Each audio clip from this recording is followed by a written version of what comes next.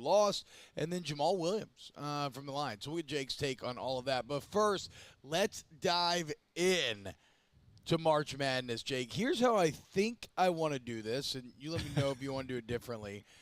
I kind of want to go region by region and basically pick your brain and ask you a series of questions. Given that, for those that don't know, obviously, Jake hosts this show, but then in the afternoon, he hosts Off Campus on Sirius XM 84, and they talk a ton of college basketball, right? So he is very read up, learned on these teams. He is also an avid college basketball gambler, has a lot of success in that regard, right? And so even without that job, he's very read up, passionate, and learned about the teams. By the way, we are out here. If you're watching online, youtube.com/1045ESPN, you're like, where are they? We're out here at the Pluckers off of Blue Bonnet, and you're allowed to come in whenever you want. If you want to come hang out, say what's up. We got donuts from Heavenly Donuts. We got kolaches. We got some coffee up in here. Come say what's up, hang out. And they're going to be opening the doors early today for beers and for games, and all these shows from 1045 ESPN today are going to originate out of here. So it's going to be a big day here at the Pluckers off of Blue Bonnet. Let's have ourselves a day. Come holler at us if you want to say what's up. Okay, Jake, so let's start with the South region. And I'll start here because I think this is how I'm going to start every year. Okay, so Alabama is the 1 seed. Yep. Do you think Alabama makes it out of the South region? Right now, when you look at it, I think they do, because when you're talking about ones, you're okay, well, who's the 2? Who's the 3? What are some of the matchups that could give them trouble? And if they were in, another region, maybe with some different 2s, some different 3s, we'd have a different conversation. I don't really know how good Baylor is going to be. Baylor, oddly enough, hasn't played defense this year, and so it's been a real struggle for them. And so Alabama can obviously on both ends, but certainly they can score the basketball, so that takes care of the 3.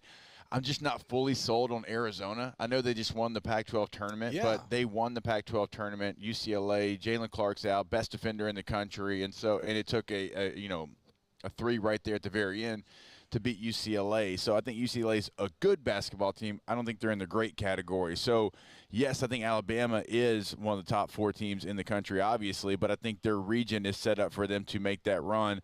I don't know. Honestly, T, like if they get challenged until they get to maybe even the Elite 8, because I think their bracket, like when you look at the 8-9 matchup, like Maryland, West Virginia. Yeah, dude, Huggy Bear. Maryland away from I love Huggy Bear, although we interviewed him the other day during his practice. He was trying to practice and do the interview at the same time.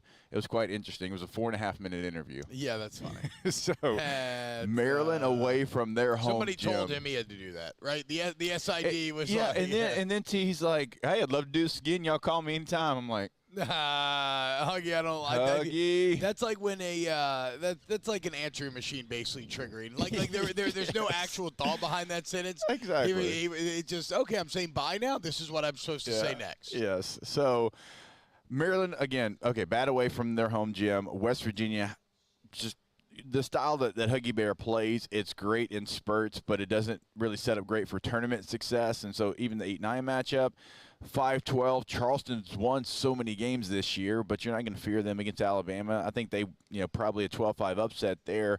Virginia, highly overseeded. Virginia is not UVA that we know that has won national championships. I should have chosen the Paladins in this matchup. A lot of people are. Now, I'm not. Please, I don't want to steer you in that direction if that's not where your head was. You can't steer me wrong. Like I'm already just picking blind and just top of mind. Okay, like this. Okay, we'll click on this team. Yeah. So no, you can't steer me wrong. One of the matchups to pay attention to is Creighton and NC State, because the winner of that has a really good opportunity to beat Baylor if Baylor does take care of UC Santa Barbara.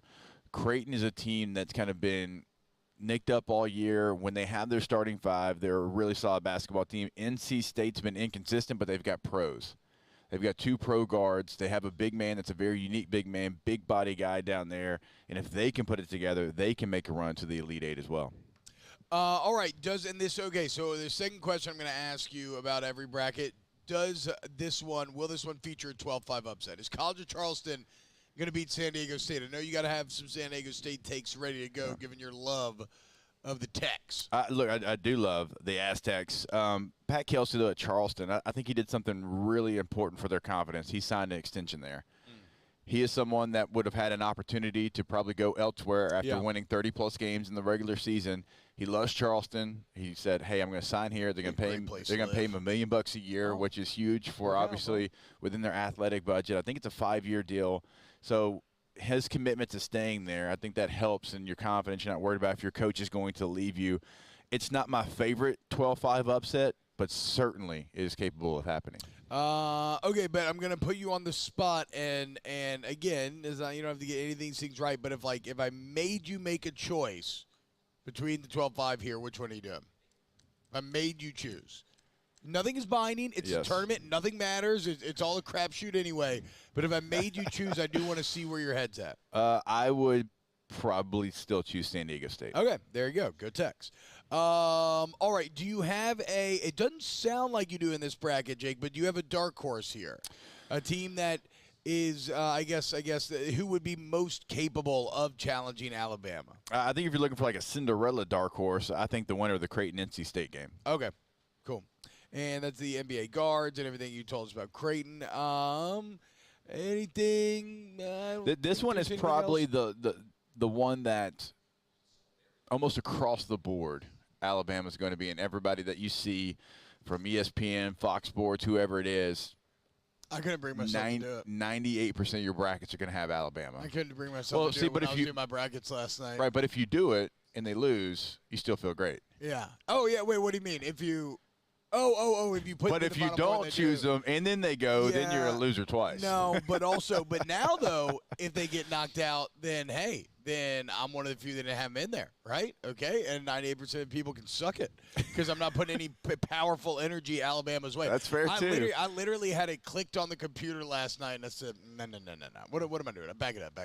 So which round did you have them losing in? Well, in I made two, one for family, one for work. And the work one, every year, I can't help it, man. I love my in-laws. Yeah. I get sucked into West Virginia every year. I think I literally choose them to go to the Elite Eight every single year, and it never happens. So I actually have West Virginia beating them in one. And then I think I have just Arizona. Kept a little more chalky in the other one, working through them eventually. So we will see. Okay, there is your South preview. We'll hit the other three regions as well. Celebrating March Madness here at Pluckers off of Bluebonnet. Come hang out with us. YouTube.com/1045 ESPN if you want to hop in the chat, talk to us. Keep it locked right here on OTB. Off the Bench with Hester and T-Bob. ESPN Baton Rouge, New Orleans, Alexandria, and 1130 The Tiger. Go to centralplumbing.org, 925-8552, centralplumbing.org, 925-8552. When you overthink it, don't overthink it, okay? Turn your poo into new working toilets with Central Plumbing. Shout out to Daniel Basham that gave me that one. Either way, look, man, for 50 years, Central Plumbing's been helping all the area's plumbing issues. It's not just residential. If you have a commercial business, a big office building that needs its plumbing needs met, they got you there as well. And because they've been in it for 5 decades, y'all, you're not going to they've seen it all. They can fix it all. So you got an old house, new house, does not matter. They got your back. But it's not just repairs, is it, Jake?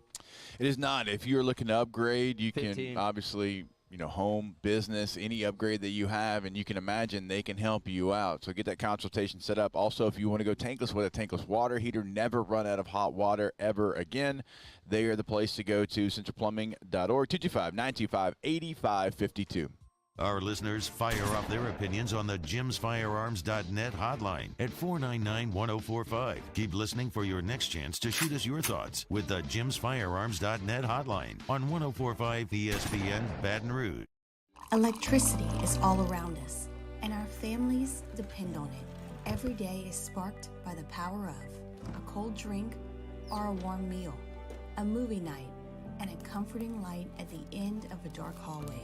From sunrise to sunset, playtime to bedtime, our team is ready to take care of your electrical needs.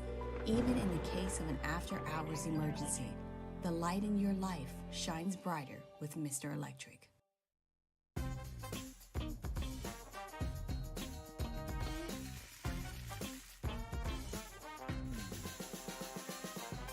The best kept secret in town is out. Discover Tallulah at the Renaissance Hotel on Bluebonnet. Gulf Coast Office Products is a nationally recognized Savin office equipment dealer based right here in Louisiana. Over 100 employees strong, Gulf Coast has the boots on the ground to support all vertical markets from education, engineering, legal, and finance. With the latest in office technology from desktop to production segment units, Gulf Coast and Savin have the perfect fit for you. Call 225-756-2644. That's 756-2644 for Gulf Coast Office Products. There it is, the extra mile, on the border of expected and extraordinary, for those willing to go further, like vans customized for work or play, with safety and tech to keep you connected, supported by a 5-star sales, service, and finance team, and backed by the 1-star you know. So go the extra mile. It's never crowded, because so few have what it takes to go there. Mercedes-Benz Vans. I've been doing business with Luba for 25 years. They're dependable, trustworthy. It's just the attention to detail with our clients. Our folks have years and years of experience. They're highly trained professionals, but many companies have that asset. What I'd like to think makes Luba a bit different is that we use those talents in a way that truly is dedicated to serving the needs of the folks who depend on us. At Ochsner, we know healing is a team sport. That's why we've partnered with world-renowned orthopedic surgeon Dr. James Andrews to create the Ochsner Andrews Orthopedics and Sports Medicine Institute. Whether you're a professional athlete or a weekend warrior, our team of specialists are dedicated to getting you back in the game. So whatever your reasons are for reaching your personal best, we've only got one: you. Ochsner Andrews Institute. Long live you.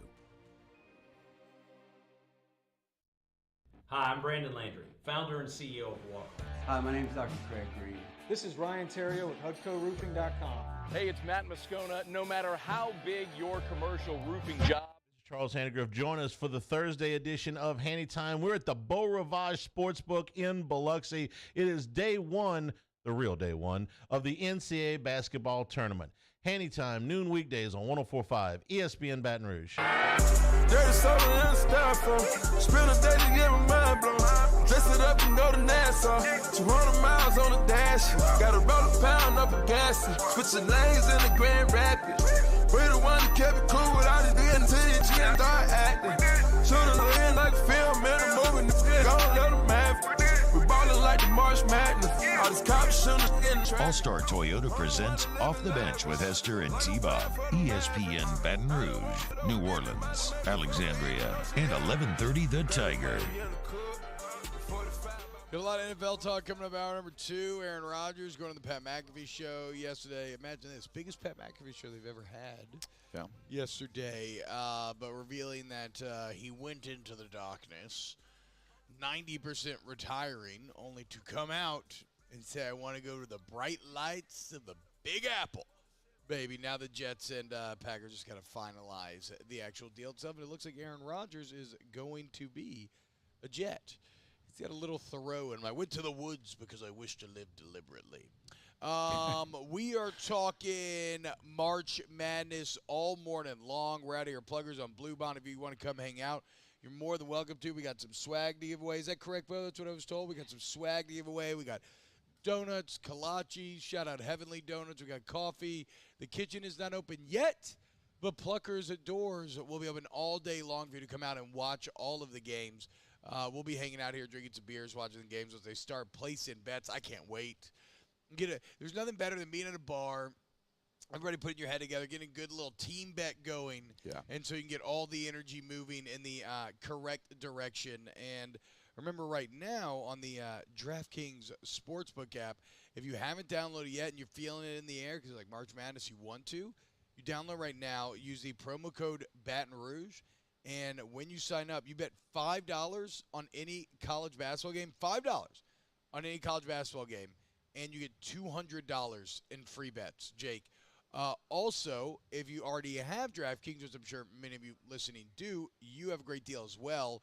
All customers get a no-sweat bet up to $10 for round 1 and 2 of the tournament. So you go to the app, you opt in, You place a bet, and if it loses, you get a free bet back up to $10. So the play here is to take a $10 bet, do a crazy parlay, try to make a bet, big payout. Then if it doesn't hit, well, guess what? You get that $10 bet back to play with once again. So what are you waiting for? Download DraftKings Sportsbook app. Promo code Baton Rouge. Must be 21 or older, physically present in Louisiana. Select parishes only. Bonus issues of free bets.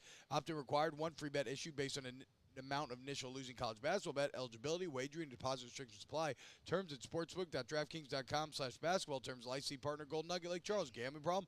Call 1-800-GAMBLER. 1-800-426-2537. All right, Jake. On to the next bracket we go. We started with the South. Let's head over to the Midwest, where it is Houston, the Cougs. How about it? Taking down the 1 seed, the Fertitas' long-term plan to make Houston really good at sports by just pouring money into it. Appears to be working, at least on the basketball front, even though I know there are some doubts about them as a 1 seed. And so we'll start right there once again, Jake.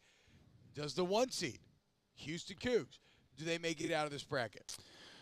I haven't heard a lot of the doubt that you're talking about. I thought you were talking about them not being that good. No, I mean they play a fantastic defensive style. I know you don't believe in Purdue. I believe that. I do not believe in Purdue. That is correct. One of the things though that is pretty interesting is this game and these two sets of games are going to be in Birmingham, Alabama. Why is that interesting? Because if Auburn beats Iowa and Auburn's playing in Birmingham, as a 9 seed, you basically get a home game. Yeah.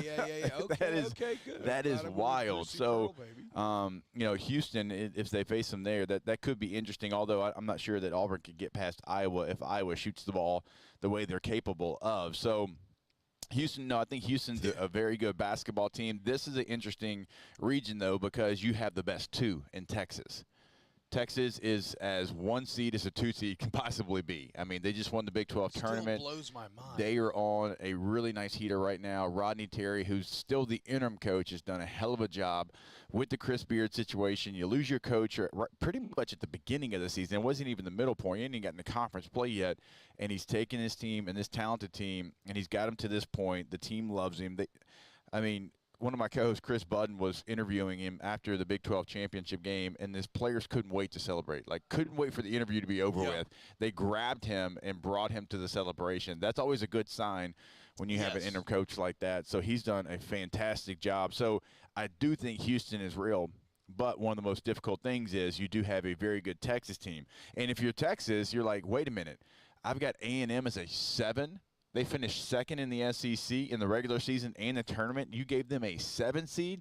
Now, non-conference early, A&M had some bad losses, and that's what cost them. That's why they're a 7 seed. Penn State is a 10. Whoever wins that game, that's not an easy 7-10 matchup for Texas. I think Texas survives and advances, but that's tough for them. Ooh, Texas A&M round 2 could be good. Chef's kiss of storylines. No, without question, it could be, and the NCAA tournament loves something like that. So we'll pay attention to that one, that 7-10 matchup. Xavier is a 3 seed. I don't value them.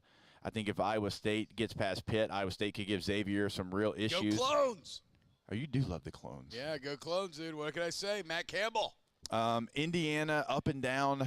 I mean, they have maybe one of the most talented players in the tournament, but we'll have to see. A lot of people like Kent State is kind of an upset pick in that one. People love 12-5 Drake over Miami. Okay, I have that on my docket. Miami plays a very unorthodox style of basketball. There's no rhyme or reason. It's just like Ricky Bobby, let's go fast, and it works out for him some. But Drake is one of the best mid-majors in this tournament because Gonzaga, you're not a mid-major anymore, even though you play in a mid-major conference. And so that's a 12-5 matchup to certainly pay attention to. So you're saying, in the 12-time push, you're saying Drake over Miami? Yes. Okay. Yeah, because, look, when you fill out a bracket, you're looking for possible upsets. Yeah, for sure. If Miami goes out there and wins, the 5 seed. But if you're looking for possible upsets, 12-5 is where we typically see them. I do like Drake over Miami. All right. Can you give me Can you give me a kind of semi-dark horse from this Midwest Conference? If you had to choose a team that isn't like the 1 or the 2, Yeah. but it could be the 3 even, whatever. No, but I don't like Xavier. But like, no, I know. But I mean, I don't want to pigeonhole you too much here. But like, give me somebody that you think could have an outside chance, small chance at taking home this whole bracket. Oof, Indiana a bit, but if you're asking me, a little bit to maybe go a little bit farther down, Iowa State is a 6 seed. Oh, my bracket's looking great. Let's go. Iowa State in the Big 12 was really, really good in their gym.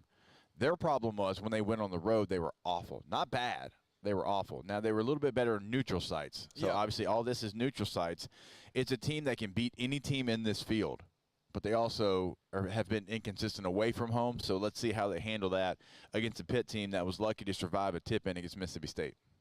But if you're asking me who's coming out of this region, I'm going to go Texas. Yeah, okay. So you think Texas over Houston. Okay, so we have our first non-1 seed making it out. We've talked about the South. We've talked about the Midwest. Let's head back over to the bottom left of the bracket. Let's head into the Eastern bracket where I believe this is the weakest 1 seed in Purdue leading the way over here.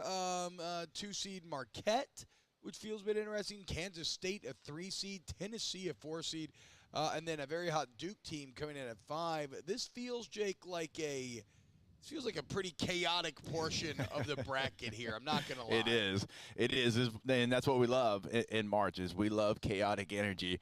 Purdue has possibly the best player, college basketball player. I'm not saying it's going to translate to the NBA, in Zach Edey. Zach Edey is the only unanimous All-American this year. He's a big man. He controls the game. And he has been the reason why they have been a number 1 team most of the season. Their guards are young, though.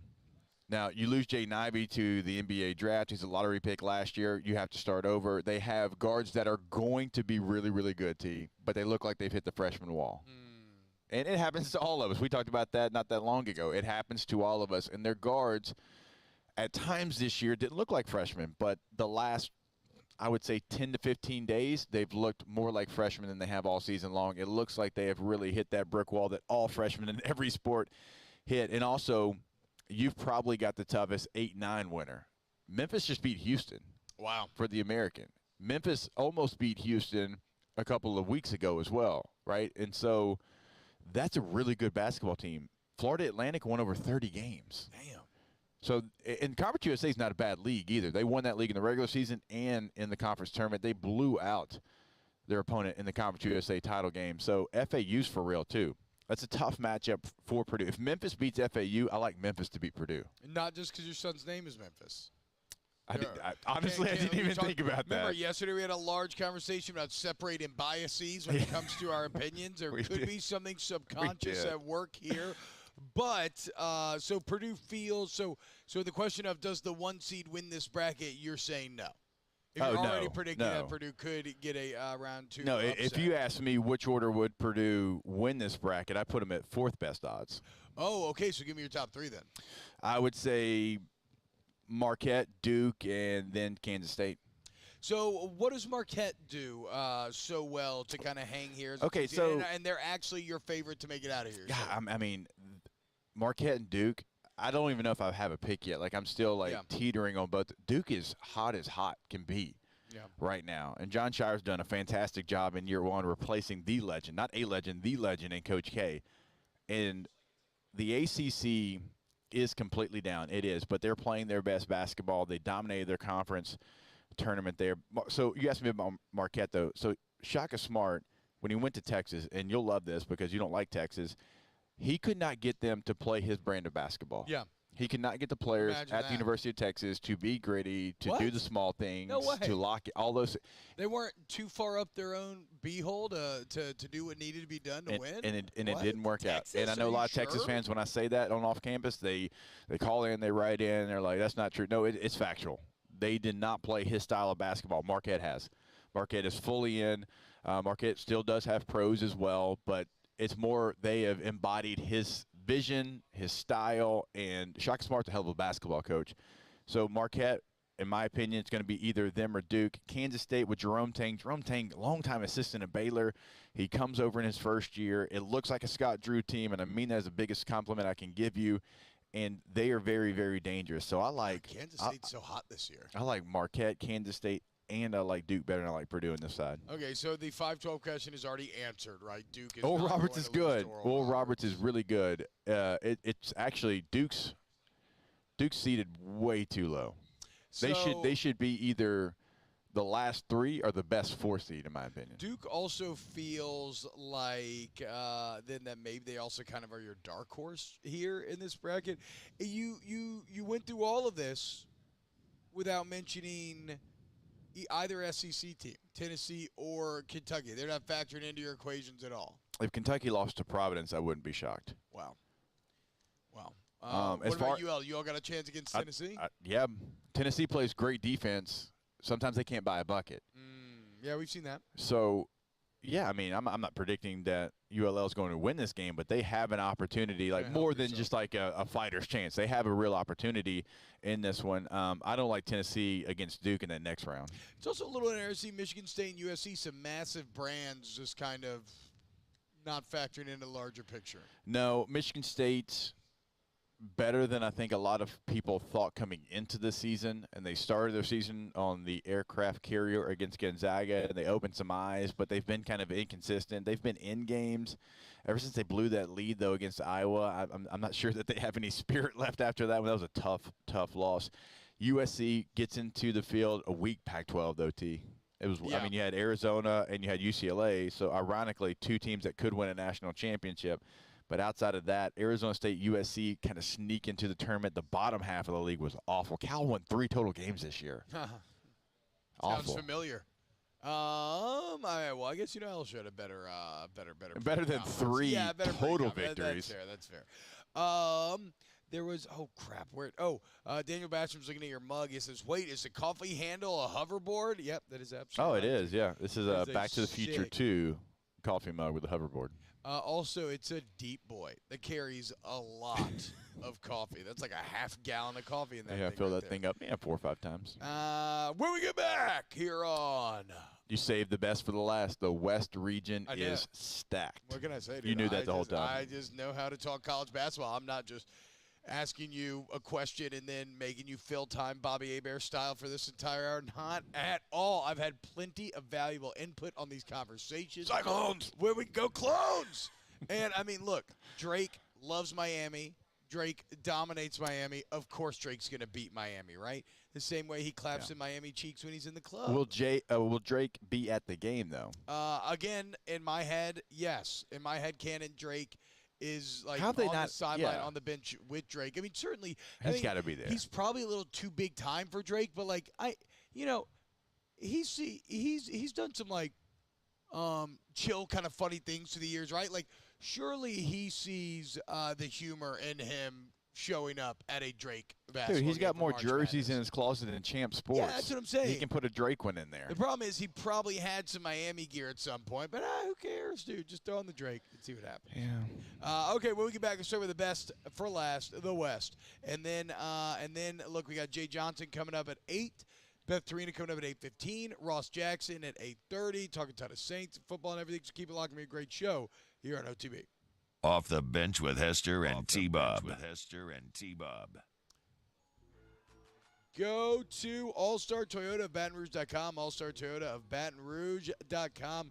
Whether you're looking to buy new or used or rent, All-Star Toyota of Baton Rouge is your answer. They're right there off of Airline Highway, and the best people work there, right? Tommy Wagaspack and everybody in the service department are incredible. My guy Isaiah will drive you back while your car is being worked on. He'll pick you up when it's done. Throughout the time when your car is being worked on, Jake, you get sent text messages with updates and, okay, here's what it's going to cost. Do you want to go ahead? Do you want to do it? It's just really solid, efficient, open lines of communication, making sure that you feel very comfortable and are taken care of. And the best thing is, whether you buy new or Toyota certified used vehicle, you get that warranty. And so a lot of time the service I'm talking about, you don't even crack open your wallet, right? Your car just tells you, hey, I need a checkup, basically. You drive in, and then you drive out, and you're good to go. So go see me on Airline Highway today, All-Star Toyota, Baton Rouge. In times of need, get a full list of phone numbers, websites, and other important emergency information on the Demco Stormwatch page at 1045ESPN.com. I've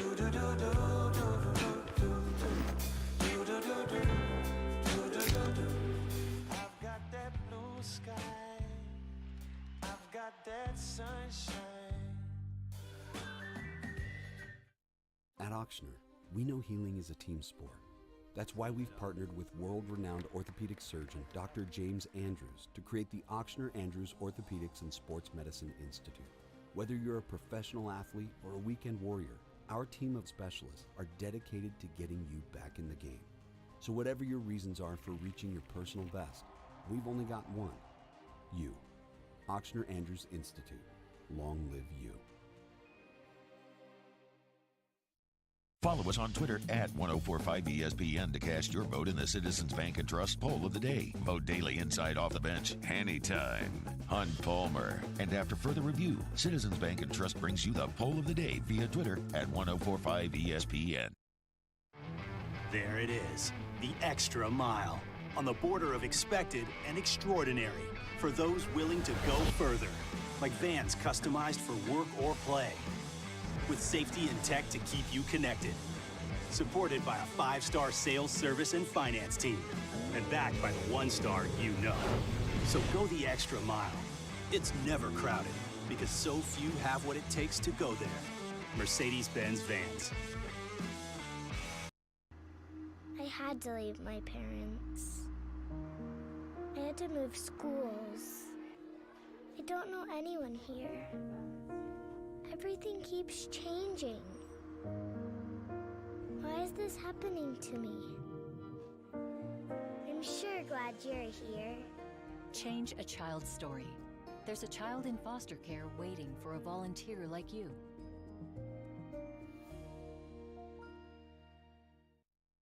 Louisiana. It's a place defined by culture, by pride, by passion, by people who do more than love this place. They celebrate it, elevate it, champion it. They are the individuals who embody what makes Louisiana great. The companies that make Louisiana a better place to work and live. The nonprofits leading transformational change in our communities.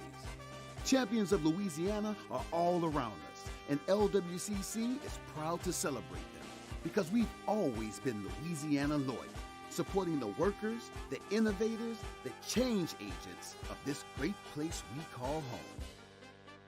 Who are the champions around you? Together, we can share their stories. Together, we can help our home state thrive. Together, we are Louisiana.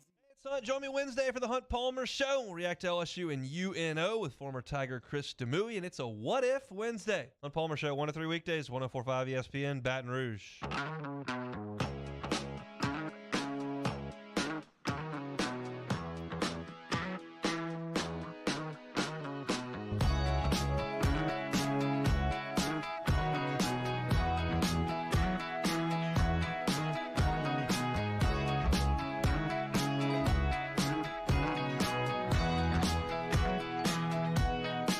All-Star Toyota presents Off the Bench with Hester and T-Bob. ESPN Baton Rouge, New Orleans, Alexandria, and 1130 The Tiger. Yo, what's happening, y'all? Welcome back to OTB. My shoulder just fell out of socket. So Mario, shout out Ryan Brack, by the way. First man through the doors, a kitchen not open. Wanted to come say what's up to the fellas. Always hanging out with us in the chat. I love putting faces to the names of the people that I literally hang out with and talk with all morning long, every morning of my life. So shout out Ryan, man. It was really great seeing him. And, he got a little hack, got some donuts, some kolaches. I can't control myself around kolaches. It's just such a dangerous finger food. I mean, it's essentially a pig in the blanket at the end of the day. Isn't everything kind of finger food to me, though? That's fair. Yes, but not to me. Not to me. But this is like I mean, these things to me, they're like sushi bites. I can just keep popping them things, and And then the entire time I'm on air and you're talking, I'm really just thinking about getting another piece, and then I'm thinking about how I shouldn't, and I'm just having this like whole internal monologue, and I just internal can't. debate, huh? It's very intense. It's very intense, and so I'm trying to keep it.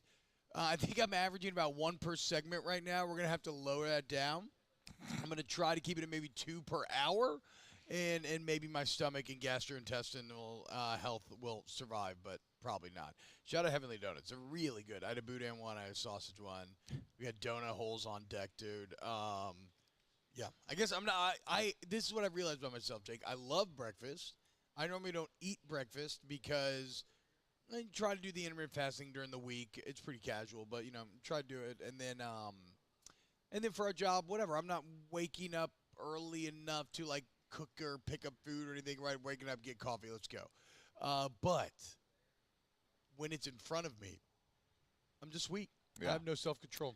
It's okay. I've never been a big breakfast eater. It's So just crazy. And so I think it's like the best meal in the world, dude. It's all the Do you? tastiest things. So- Savory, sweet, ton of it. yeah. See, I get hungry like at 9 p.m. and you don't. We're Not really. Yeah. No. Yeah. No, I mean a lot of times I don't eat my first meal, first anything really till like 1. A sausage, egg, and now that's basically what I do with the fasting thing. But like, I'll be damned if a sausage, egg, and cheese biscuit isn't one of the top 5 foods in the entire world. That might actually be a list that we need to make one day. Top 5 foods in the entire world. Okay, actually, we're going to do that some in hour 3 today, Jake, because old Scott Scheffler had a Scheffler? Why am I questioning myself Scheffler. right now? Had a masterful Masters menu. Just about as American and like kind of manly as you could get. And it kind of got us thinking, what would everybody's, Masters meals be as you kind of do it this time of year. And I cannot wait to see what our guy Mario Jerez has us cooked up for Augusta. Speaking of Mario, he sent a text earlier, back when we were talking about Alabama versus Texas A&M CNC. Texas A&M is a Texas A&M Community College? Corpus Christi. Corpus Christi. Okay. Couldn't be a yes. community college and be in the NCAA That's tournament. what I was. Yep, that's right. Should have known that. Ross Williams from Texas A&M Corpus Christi is Willie Green's stepson. Considers Willie Green a father. Another reason to root against Alabama. There you go. Hell yeah, Mario. Let's dive into the West, Jake. Kansas and this is just a murderer's row. It feels like. Yeah. Kansas has the 1 seed. UCLA as the 2. We got Gonzaga as the 3. UConn as the 4, who I keep hearing people talking about. St. Mary's as the 5. TCU at 6. Another good sport for good sporting year for the Horned Frogs. Northwestern at 7. I go down the list, but it's just big name after big name. You got Arkansas and Illinois in here.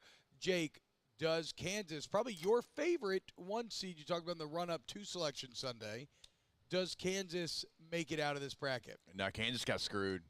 Kansas getting sent out west, that's tough. That is tough for them. I like them right behind Alabama if you were going to seed them as far as the committee. Not maybe my favorite, but now they've got to go out west, and they don't get a chance to be in the Midwest, and they have got, like you said, the toughest road. Now, Arkansas, Illinois, the 8-9 matchup, that's not where it's tough. It becomes tough because UConn's a 4 can win a national championship. Gonzaga's a 3 can win a national championship. UCLA, if they had Jaden Clark, I mean, they would be firmly in that conversation. Still, they have a lot of pieces from that Final Four team. Yeah. I mean, that goes a long way with me having experience, and they're some of your main guys during that run and this run. So it wasn't just they were at the end of the bench when you made the Final Four a couple of years ago. So this is a region that has 4 true national title contenders, in my opinion. And don't sleep on TCU as a 6. TCU can beat anybody in this region. Damn. So it is stacked. Now, if you're asking me like to predict it, I think Gonzaga has played their best basketball as of late. And it's funny, like they got written off because they lost a couple of conference games too. Right, and it's because one of them was to someone not named St. Mary's or BYU. It was to LMU, Loyola Marymount. That's who they lost to, and everybody's like, "Oh, well, they're done." They did lose to Purdue. They did lose to Texas. They did lose to Baylor in the non-conference. The Baylor game was right there at the end. Purdue actually took care of them. So did Texas. They did beat Michigan State, though. They did beat Alabama. So Gonzaga at the beginning of the season wasn't as bad as people thought. When did they play Alabama? It was non-conference. It was early, obviously, because it was in non-conference. Yeah. But it was in Birmingham. I mean, so it was in Alabama's backyard. And so it's a team that has figured itself out. They know their identity. They don't have the pros that they've had in the past, certainly at the guard position. They don't defend like they once did to go along with their offense, but they still have the top offense in the country, right? So in a tournament format situation, you get hot, offense can carry you. So they're certainly a team to pay attention to. UConn might be the best team in the country. Like, I truly feel UConn can be the best team in the country. And they have a tough matchup. Iona, Rick Pitino, that's tough. Yeah, remember I talked to that woman in the airport. You did. Choose him. Yeah, you did. Both Iona men and women's made the tournament. I know it's got to be very hard to try to talk professionally about the men's and women's tournament and not get those wires crossed. So congrats to you. Great work. Billy Chambers, Iona women's basketball coach. Wow, look at that, folks. Okay, so it's a real pro. UConn went out to Portland. You've heard me say this before, T, and they were so good. They looked like clearly the best team in the country. And they didn't have that kind of expectation going to that big tournament.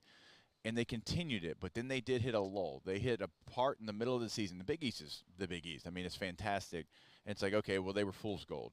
And then they come back and they make a run. And they get all the way to the Big East championship game. They lose a close one to Marquette.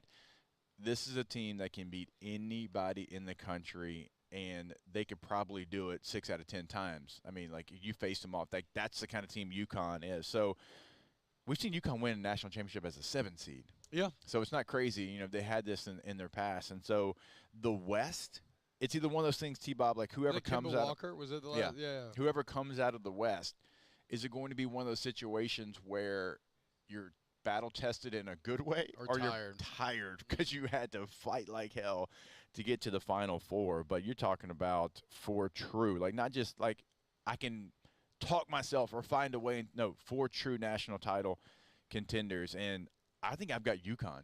I think I have UConn as a 4 seed coming out of the West. Wish I'd never met that woman in the airport. Hey, but if Iona wins, you look really smart. That's true, dude. And you can have that on me for a long time. Like UConn again. I've got Iona in the first round. Iona is Iona is a very solid 13 seed. Patino. They really are. 12-5. 12-5 VCU. Okay, so St. Mary's is going. Yeah, St. Mary's.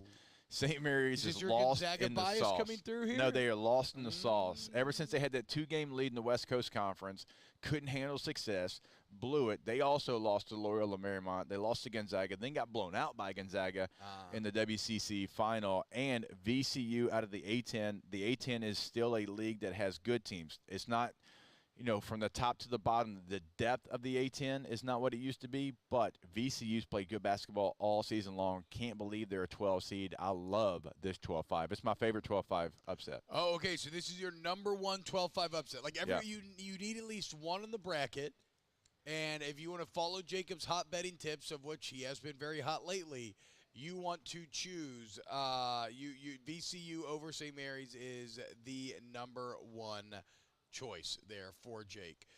So this, I think I got Gonzaga coming out of here, actually, just because of you, though, because you love Gonzaga so much that I decided one of my choose co-hosts, Dallin Cuff, who played basketball at Columbia, hosts Sports Center, does like every sport at ESPN. He's got Gonzaga as well. We had a long conversation 2 days ago on the show. Do we go Gonzaga? Do we go UConn? We couldn't come to an agreement, so I took UConn. He took Gonzaga. Oh, there you go. Okay, well, let's go ahead and go to break, and we will wrap up March Madness talk, get into some baseball with Jay Johnson. After that, keep it locked here on OTB. Off the Bench with Hester and T-Bob. I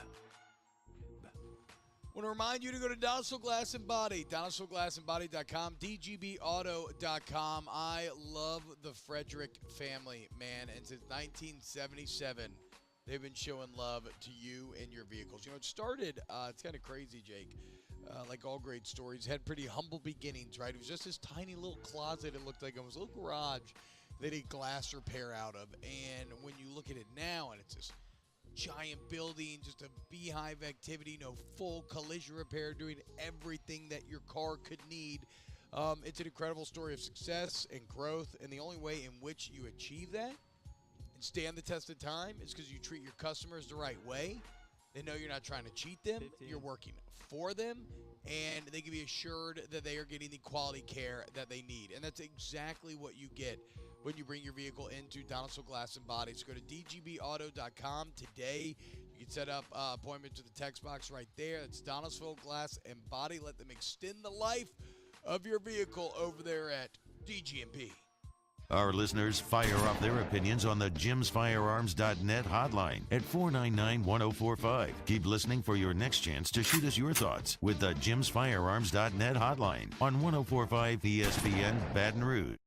Bayou Ford has $10,000 off MSRP on select new 2022 Ford F-150 trucks. $10,000 off plus 0% financing. And all new Bayou Ford vehicles come with a 1 million mile warranty. The crew at Bayou Ford is going to do right by you.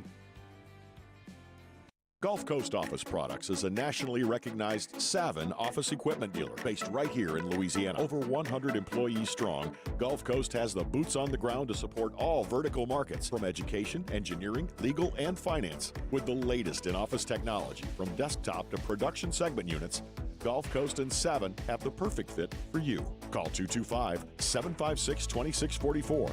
That's 756-2644 for Gulf Coast Office Products. At Auctioner, we know healing is a team sport.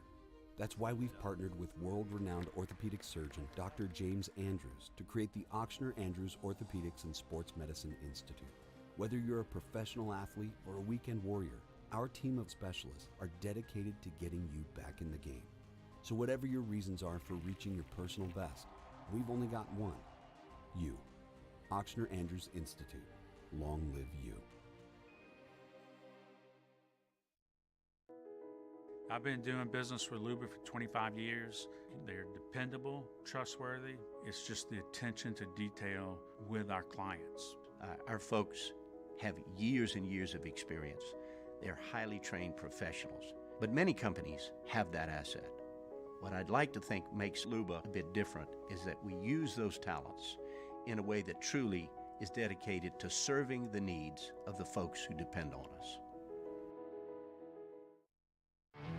There it is, the extra mile, on the border of expected and extraordinary, for those willing to go further, like vans customized for work or play, with safety and tech to keep you connected, supported by a 5-star sales, service, and finance team, and backed by the 1-star you know. So go the extra mile. It's never crowded, because so few have what it takes to go there. Mercedes-Benz Vans. Hi, I'm Brandon Landry, founder and CEO of Walker. Hi, my name is Dr. Craig Green. This is Ryan Terrio with HUDCORoofing.com. Hey, it's Matt Moscona. No matter how big your commercial roofing job, HUDCO can help. My patients come to me because they trust that I can get the job done at a high level. Ryan Terrio and Richard Tilley have the same level of trust when it comes to roofing. If you have a roofing issue, call HUDCO Roofing.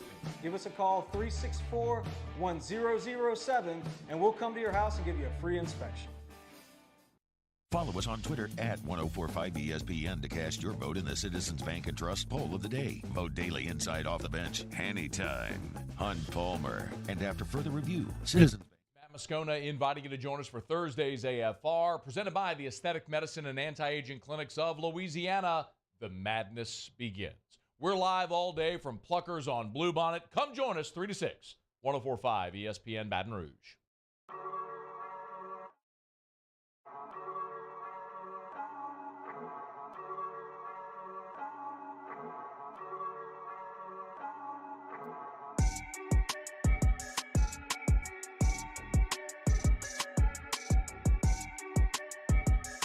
All-Star Toyota presents Off the Bench with Hester and T-Bob. ESPN Baton Rouge, New Orleans, Alexandria, and 1130 The Tiger.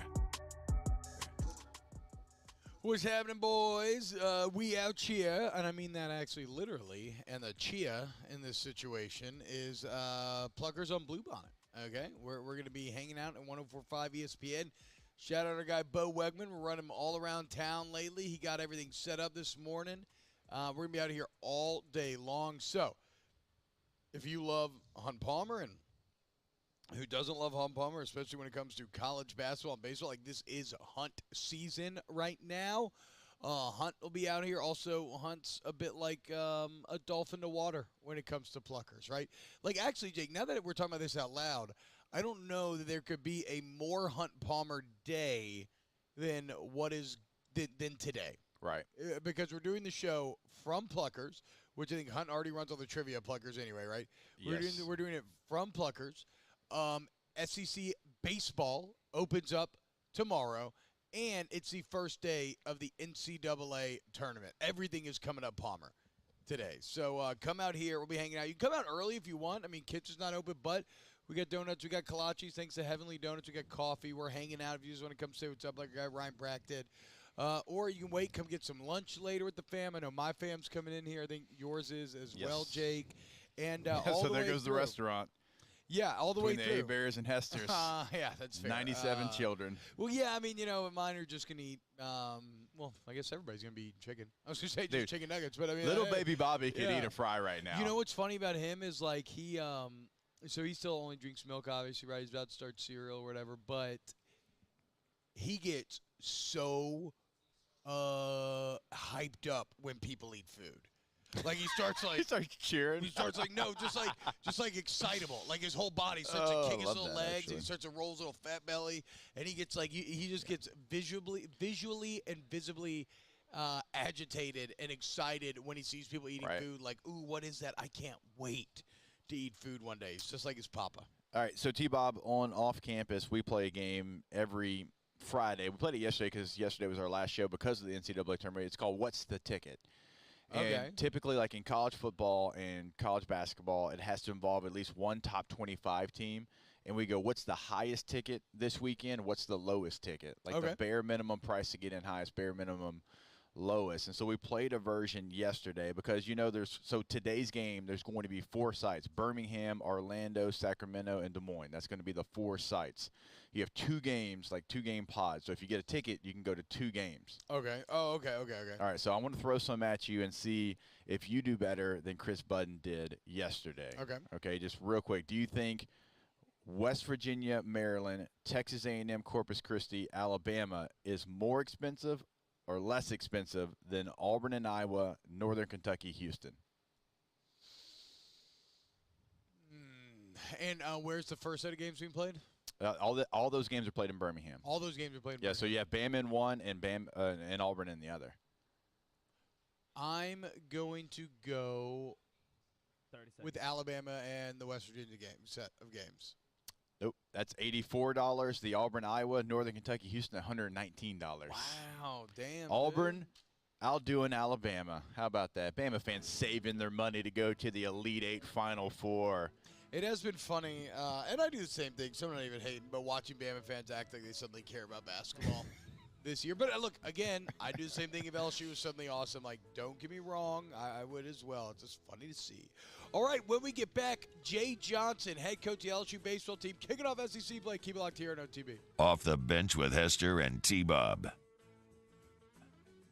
Yeah, I guess the 116 kind of. I don't know, but Houston, yeah. Never mind.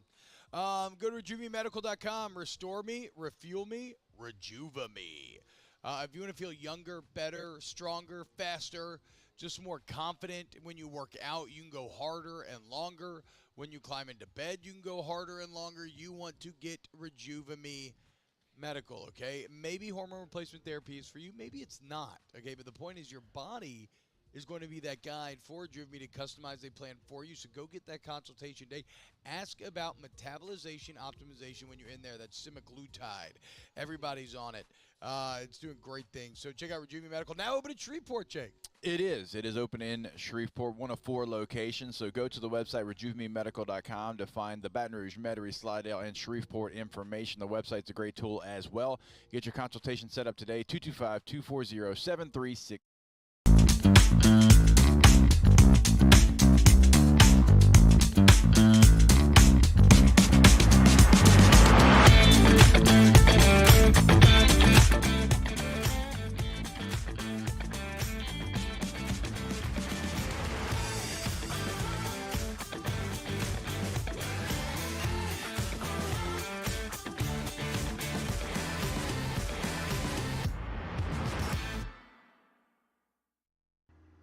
I had to leave my parents. I had to move schools. I don't know anyone here. Everything keeps changing. Why is this happening to me? I'm sure glad you're here. Change a child's story. There's a child in foster care waiting for a volunteer like you.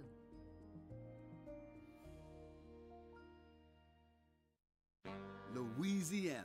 It's a place defined by culture, by pride, by passion, by people who do more than love this place. They celebrate it, elevate it, champion it.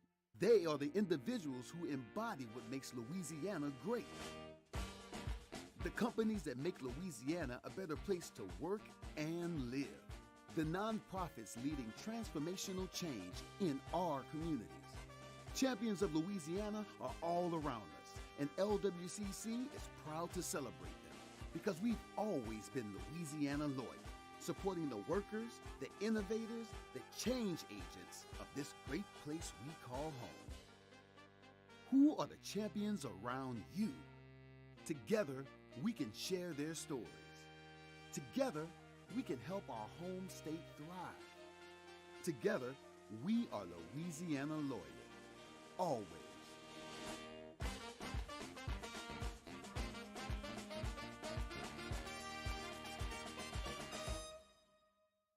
Gulf Coast Office Products is a nationally recognized Savin office equipment dealer based right here in Louisiana. Over 100 employees strong, Gulf Coast has the boots on the ground to support all vertical markets from education, engineering, legal, and finance. With the latest in office technology from desktop to production segment units, Gulf Coast and Savin have the perfect fit for you. Call 225-756-2644. That's 756-2644 for Gulf Coast Office Products. There it is, the extra mile, on the border of expected and extraordinary, for those willing to go further, like vans customized for work or play, with safety and tech to keep you connected, supported by a 5-star sales, service, and finance team, and backed by the 1-star you know. So go the extra mile. It's never crowded, because so few have what it takes to go there. Mercedes-Benz Vans.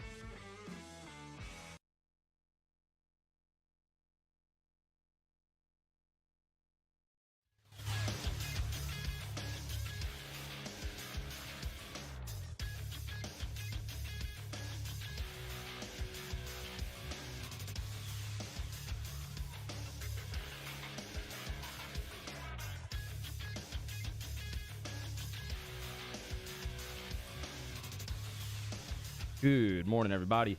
It is 8 a.m. on Thursday, March 16th.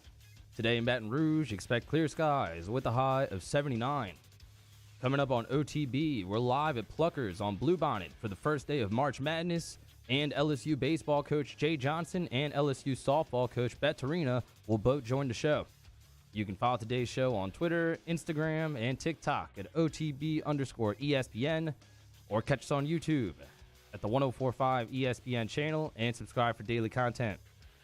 Hour number 2 of Off the Bench, live from Pluckers, starts now. Let we go! All-Star Toyota presents Off the Bench with Jacob Hester and T-Bob Hebert. Yeah! Off the Bench with Hester and T-Bob. Hey, P, they said I got to come off the bench. All-Star Toyota presents Off the Bench with Hester and T-Bob. Yo, yo, yo. Yo, yo, yo, what's happening, y'all? Welcome back to OTB, hour number 2, live at Pluckers on Bluebonnet. Did a lot of March Madness. In hour number 1, let's give it up for Jake carrying the show, hour number 1, breaking down all the college basketball your heart can desire. But guess what else is going on this weekend? You already know, boys. LSU baseball, the opening of SEC play, the team that leads the nation with 6 shutouts. And we're talking to the head coach every single week on Thursday here, Coach Jay Johnson. Coach, thank you so much for joining us today. How you doing, man? Doing great. Thanks for having me on. Let's start with this. So we did a little statistical overpass of everything that happens thus far, right? And there's so much good. There's the 6 shutouts, as you referenced in your postgame the other day, giving up 2 runs or less 8 of the last 10 games. So you've been excellent on the mound. You've obviously been excellent at the plate. But the biggest kind of hamstring last year at times was the defense. And so what does it do for you, Coach, when you emerge from this pre-conference portion of the schedule and you have the number 1 fielding percentage in the SEC? Yeah, I think it's big. great pitching staff. They're striking out a lot of guys, but when the ball's in play, the defense is supporting them at a high level. A lot of guys contributing to that. Our guys are taking a ton of pride in it, worked on it hard with a lot of pride from the first day of school, and not surprised by the results, and something we'll need to continue to do to be successful. Coach, and there's just so much good statistically right now, and I know that, look, in SEC play, everything's going to kind of, stuff will start to, you'll get more used to the baseball numbers that we're seeing, but like right now, I look at an LSU team with a team on base percentage of 472, basically a coin flip as to whether or not guys are reaching base. And you look around the conference, and some teams seem way more home run heavy, where you look at LSU and it's just solid average, solid walks. Like the home runs are spread out. Like it really feels like you have created a lineup, Coach, where there's no great concentration of power. Now, like Dylan Cruz, Tommy White, that's an incredible combo there, right? But still, 1 through 9, are you pleased with the quality of the at-bats that you're getting out of your team? Yes, for sure. And I think it's the story of it is, even if a pitcher gets through one time, even 2 times, that third time around is really difficult, just because we have hitters that take professional caliber at bats. They manage the strike zone really well. They move the ball forward when we have runners in scoring position, and really have a solid understanding of what they're doing. And excited about the challenge. We're going to see a lot of great pitching here over the next 10 weeks, and I think they're ready to meet it. Coach, obviously, when you bring in the recruiting class that y'all did, there's going to be high expectations. But as you know, and T-Bob and I know, being players and you know, obviously coaching young players throughout your entire career, like you just don't know how it's going to translate. You don't know if the lights are going to be too bright. Like, you know they have talent, but you just don't know once they kind of insert themselves in the lineup how they're going to handle it. How have you felt about your young baseball players this year, the young guys, because it feels like the moment is not too big for them? Yeah, we talk a lot about the moment not being bigger than your plan and trying to get a really solid plan, and then it just becomes about execution. And when you do that, you can stay a lot more level-headed. Now, that's never perfect, especially in baseball. And so what we try to do is identify the spots where maybe they come out of it a little bit, and then it just helps them create awareness for when they're at their best versus when they're not, and then kind of stick to the side we want them to be on. And they've done a great job of that so far, and made some adjustments, and a few talented guys running around out here that I'm excited to have this year, next year, and in the future. Yeah, I mean, it's again, you got a great mixture of young talent with veteran upperclassmen kind of leadership on this team. It just feels all so complete. And yet, Coach, look, the SEC is the SEC, right? And you can look great, you can be great, but as we've seen time and time again in college baseball, if you don't come correct that weekend, you can get beat.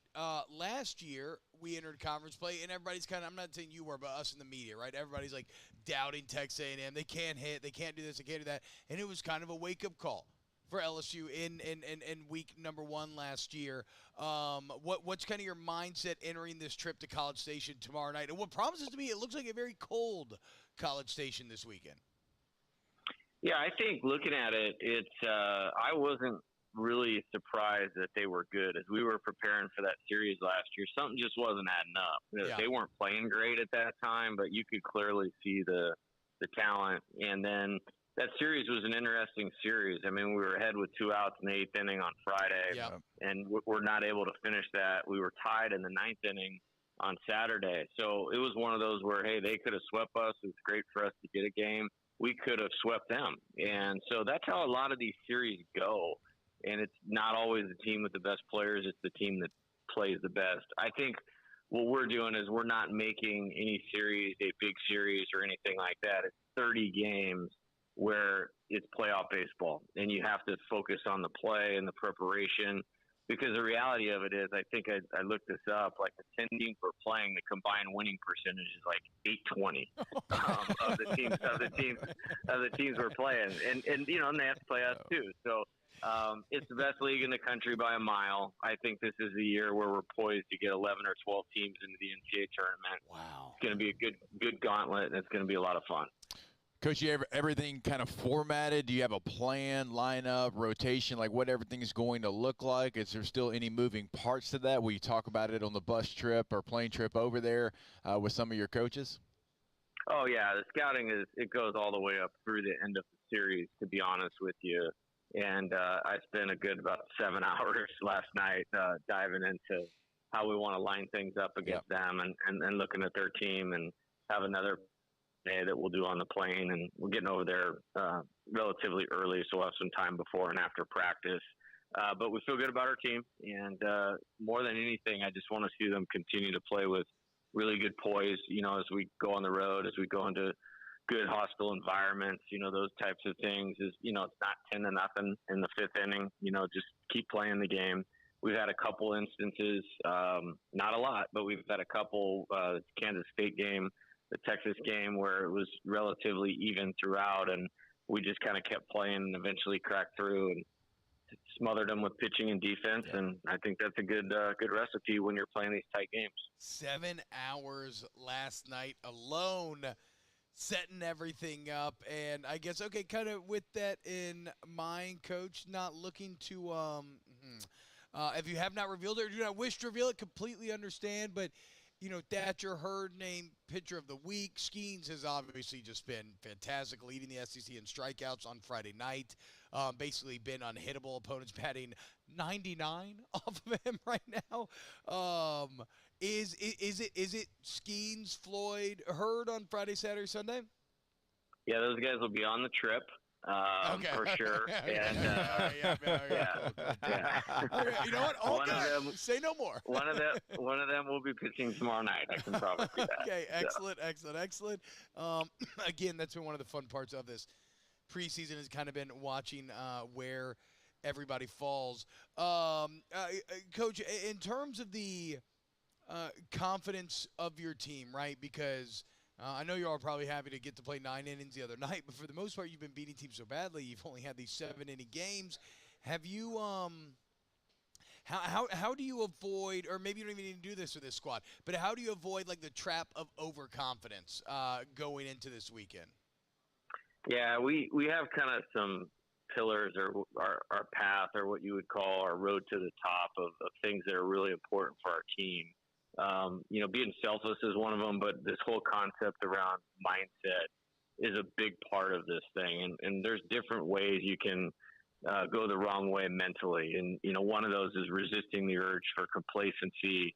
Another one is, not getting distracted by failure. And so regardless of what the mental challenge or hurdle is, we always try to stare it in the face, address it, and not run from it. And the complacency thing is not an issue with this team. I knew that it wouldn't be, but we've been very deliberate about that and, been very intentional about it. And, when you play well and you find this level of dominance, it's kind of addicting. And when they do that, it's true. And so, but what the best part about that is they know what they're investing to get to this level. And so you kind of rely on that after a while. And then it's like you don't ever want to not show up fully prepared, because you know what you're capable of when you are fully prepared. And even when you are in baseball, you're not always going to be successful. So it's the necessity of these guys to show up with the right frame of mind. And I trust them to do that. Doesn't mean we're always going to play well. Doesn't mean we're always going to win. But I think the mindset piece is something that I feel really confident about right now. Coach, I'm always fascinated in scheduling in college baseball, college basketball. Football is obviously a little bit different, and they feel like you have to schedule 27 years in advance, and so it can be a little different. But when you go to Round Rock and you play K-State, Iowa, Sam Houston, then you kind of stay over there, you play Texas, is that when you do something like that, is that knowing that you're opening up on the road in the SEC to try to just give them a little glimpse at what it can be? Because some of your team knows it. A lot of your team does not know what an SEC away venue is going to be like. So when you schedule a tournament like that, is that something that comes into the thought process? Yeah, the tournament is kind of multi-layered. One part's recruiting, like Texas is going to be a huge part of what we're doing. So that's part of it. But for this team, definitely the game at Texas was by design, when you don't always have the order of the SEC play, but you know where you're going. So knowing we were going to go to Texas A&M, knowing we were going to go to Ole Miss. Like, that was completely intentional so that we had an opportunity to play a true road game in a hostile environment. Now, once Texas goes to the SEC, like, it's going to be kind of hard to find those because they're not out west, that's for sure. I don't know much about the ACC, to be honest with you. You got to look at weather sometimes, but I definitely scheduled that intentionally to give us a little bit of like, hey, this is what it's going to be like. You'll be battle tested, not just with an opponent, but with an environment like that. So I'm glad we did that, and we're successful in that environment. Coach Jay Johnson here on the eve of SEC play. 7 hours last. Oh, you got okay. Go ahead, Jake. Coach, I think I know the answer Coach, to this one. I know you're trying to let him go, but it is like one of the biggest days on the sports calendar. It's March Madness. It's opening day. But when you're watching 7 hours of Texas A&M last night, I'm going to assume that you will not see a ball dribbled today. Yeah, the whole bracket thing, that hasn't really been a part of my life for a long time. Yeah, but it's exactly the answer I thought I was going to get. He's in the cave, getting ready, grinding. He's like Rocky. I'll tell you what. Yeah, I'll tell you what. Sean Miller, the head coach at Xavier, is one of my best friends in coaching, so that's who I'm pulling for in the NCAA. Okay, there you go. There we go. There we Jay go. Johnson, March Madness pick. Go 3 Xavier. seed. There we go. All right, Coach. Thank you so much, man. Best of luck tomorrow. Everybody in Baton Rouge going to be tuned in. It's going to be so much fun. You have an excellent day, and best of luck this weekend. All right, thanks, guys. See ya. Thanks, Coach. Oh, I can't wait, dude. Even though I heard it's going to rain, so like I heard it's supposed to rain pretty bad tomorrow, so garage beers with the fellow dads maybe. I thought you were talking about College Station for the game. I didn't know you were talking about your bro hangout. No. I love a good Friday night. I got a neighbor who pops up, shout out Blake, who pops up the projector on the garage, and we just all sit there while the kids run around and drink beer and watch baseball. Yeah, I hope Coach wasn't listening earlier when I was just sitting there hating on Xavier. Yeah. As a 3 seed that I didn't think was going to make it very far. Okay. I'm going to ask a safe space question, and nobody attack me, okay? This is a day of celebration of love of sport and competition. He said Sean Miller. Mm-hmm. So that's Arizona Sean Miller, right? Yes. They would have been in Arizona together, right? Yes. Okay, cool. Yeah. Just making sure. Sweaty Sean Miller. Sure. How did Bill Self survive? Well, because he's the best, obviously. But what, everybody else gets popped? And if Sean would have won, more games to the Arizona expectation, he would have survived as well. Oh, okay, there you go. So there was an excuse to get rid of Sean Miller. All right, when we get back, let's talk to Coach Beth Torina here on OTB. Off the Bench with Hester and T-Bob. ESPN Baton Rouge, New Orleans, Alexandria, and 1130 The Tiger.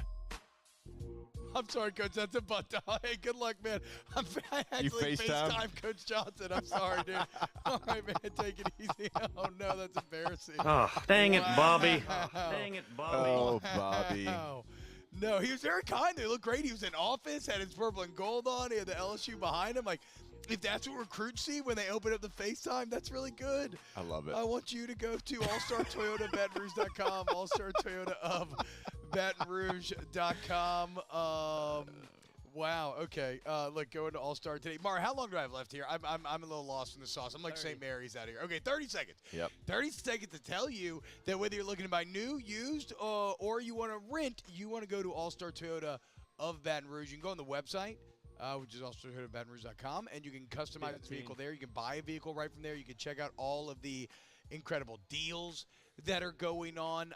They're the absolute best, man. So hit him up today. All-Star Toyota Baton Rouge, right off of Airline High. Remember, when you buy a Toyota, it's an investment that stands the test of time.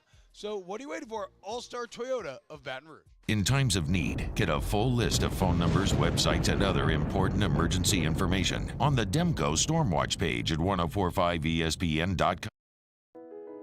I've been doing business with Luba for 25 years. They're dependable, trustworthy. It's just the attention to detail with our clients. Our folks have years and years of experience. They're highly trained professionals, but many companies have that asset. What I'd like to think makes Luba a bit different is that we use those talents in a way that truly is dedicated to serving the needs of the folks who depend on us. At Ochsner, we know healing is a team sport. That's why we've partnered with world-renowned orthopedic surgeon Dr. James Andrews to create the Ochsner Andrews Orthopedics and Sports Medicine Institute. Whether you're a professional athlete or a weekend warrior, our team of specialists are dedicated to getting you back in the game. So whatever your reasons are for reaching your personal best, we've only got one. You. Ochsner Andrews Institute. Long live you. Hi, I'm Brandon Landry, founder and CEO of Walker. Hi, my name is Dr. Craig Green. This is Ryan Terrio with HUDCORoofing.com. Hey, it's Matt Moscona. No matter how big your commercial roofing job, HUDCO can help. My patients come to me because they trust that I can get the job done at a high level. Ryan Terrio and Richard Tilley have the same level of trust when it comes to roofing. If you have a roofing issue, call HUDCO Roofing. Give us a call, 364-1007, and we'll come to your house and give you a free inspection. I had to leave my parents. I had to move schools. I don't know anyone here. Everything keeps changing. Why is this happening to me? I'm sure glad you're here. Change a child's story. There's a child in foster care waiting for a volunteer like you.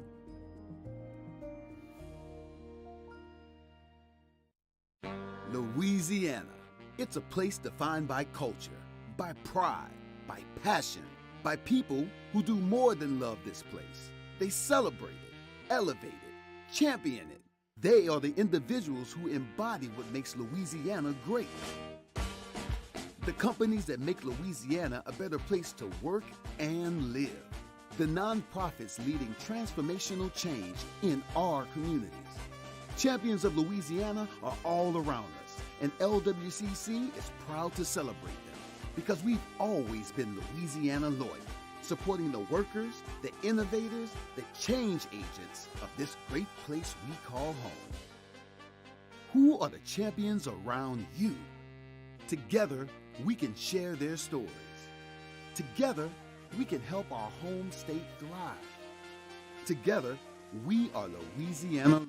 Jimmy Otta and Mike Delicano for the Tuesday evening edition of Game Time, presented by Bet Rivers. We're at Mike Anderson's on Lee, just off of Nicholson. That's Game Time, presented by Bet Rivers, 6 to 8 p.m. on 104.5 ESPN Baton Rouge.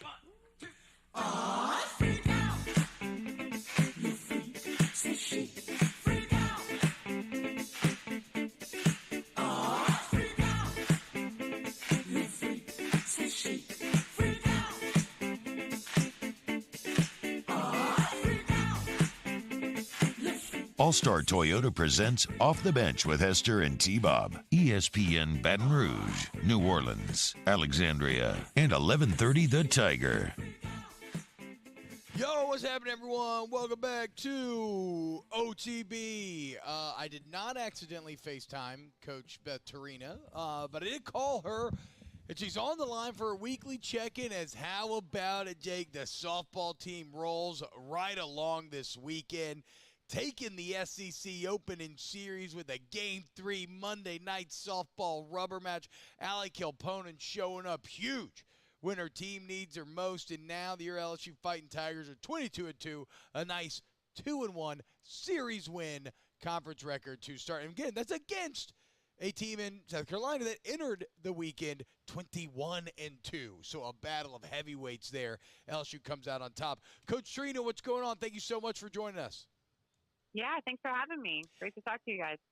So, Coach, I found it, you ended up being a bit prophetic from last week's interview where we asked you about Sydney Burzon, right? Just the incredible stats she had put up in this pre-conference series. And I remember you basically saying, and you know, the nice part is, like, if she does get down or something, there's others who could kind of pick her up, specifically mentioning Allie Kilponen and, well, and game number 2 of this series, Burzon ends up getting her first loss of the season, and then must have it to nightcap the rubber match. Allie Kilponen comes back, pitches a complete game, retires 24 of the 27 batters she faces, gets her second win of the weekend, and gets you the series. What can you say about Allie Kilponen?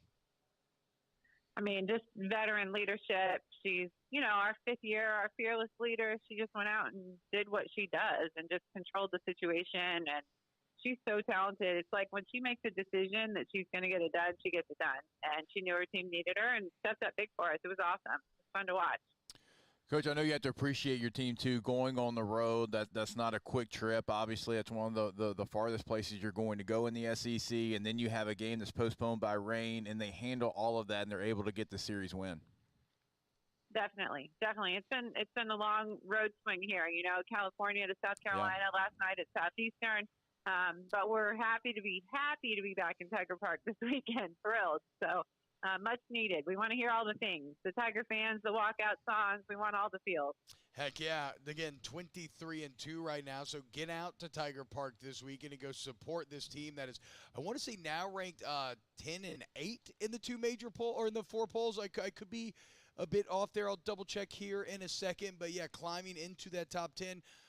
Coach, I saw you post game. Look, you're a coach, right? You want perfection, obviously, right? And you kind of feel like you let that delayed game 2 of this series slip away a little bit. What do you think you wanted to see improve in that game 2? Yeah, I think we still have some young players at some key spots, and they're learning. That was freshman catcher, freshman pitcher, first SEC series for them. They're learning. They're going to continue to get better, and then just some little small things, some details. We put up some big run numbers, and maybe haven't had to be as precise as where one base matters for the whole game, one anything.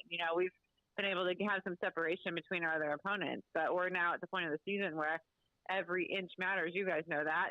Every little thing, every extra base, everything is important. So we just got to be more detailed and capitalize on every single opportunity.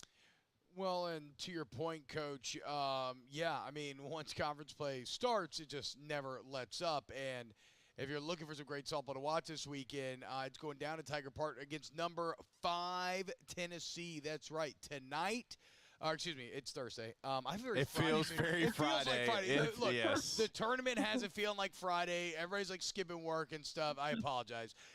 Tomorrow night, the game's been moved from 6 p.m. to 7 p.m. I'm guessing it's because of rain, but number 5 Tennessee coming to town this weekend. Saturday, it's going to be at 5 p.m. Sunday at 1. Tiger Park is going to be the place to be. Coach, in your film reviews, your studies, what does Tennessee do so well? How have they earned this number 5 ranking in the country? Well, they've given up 12 runs all year, so I don't like even saying that out loud. Whoa. I don't like saying that out loud. Earned and unearned.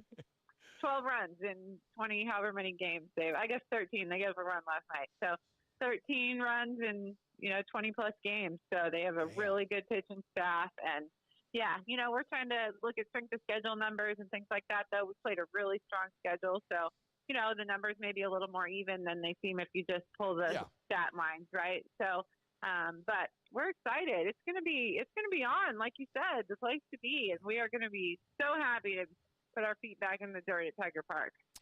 Now, Coach, does that change the way that you manage the game at all, knowing how stingy they've been? They've only given up that amount of runs. Will it change any philosophy? Will you maybe, try to move a run over? Whatever it might be, will that change your thought process? I think at times it does. Look at you being the coach this morning. You really got it figured out here. You're getting this game.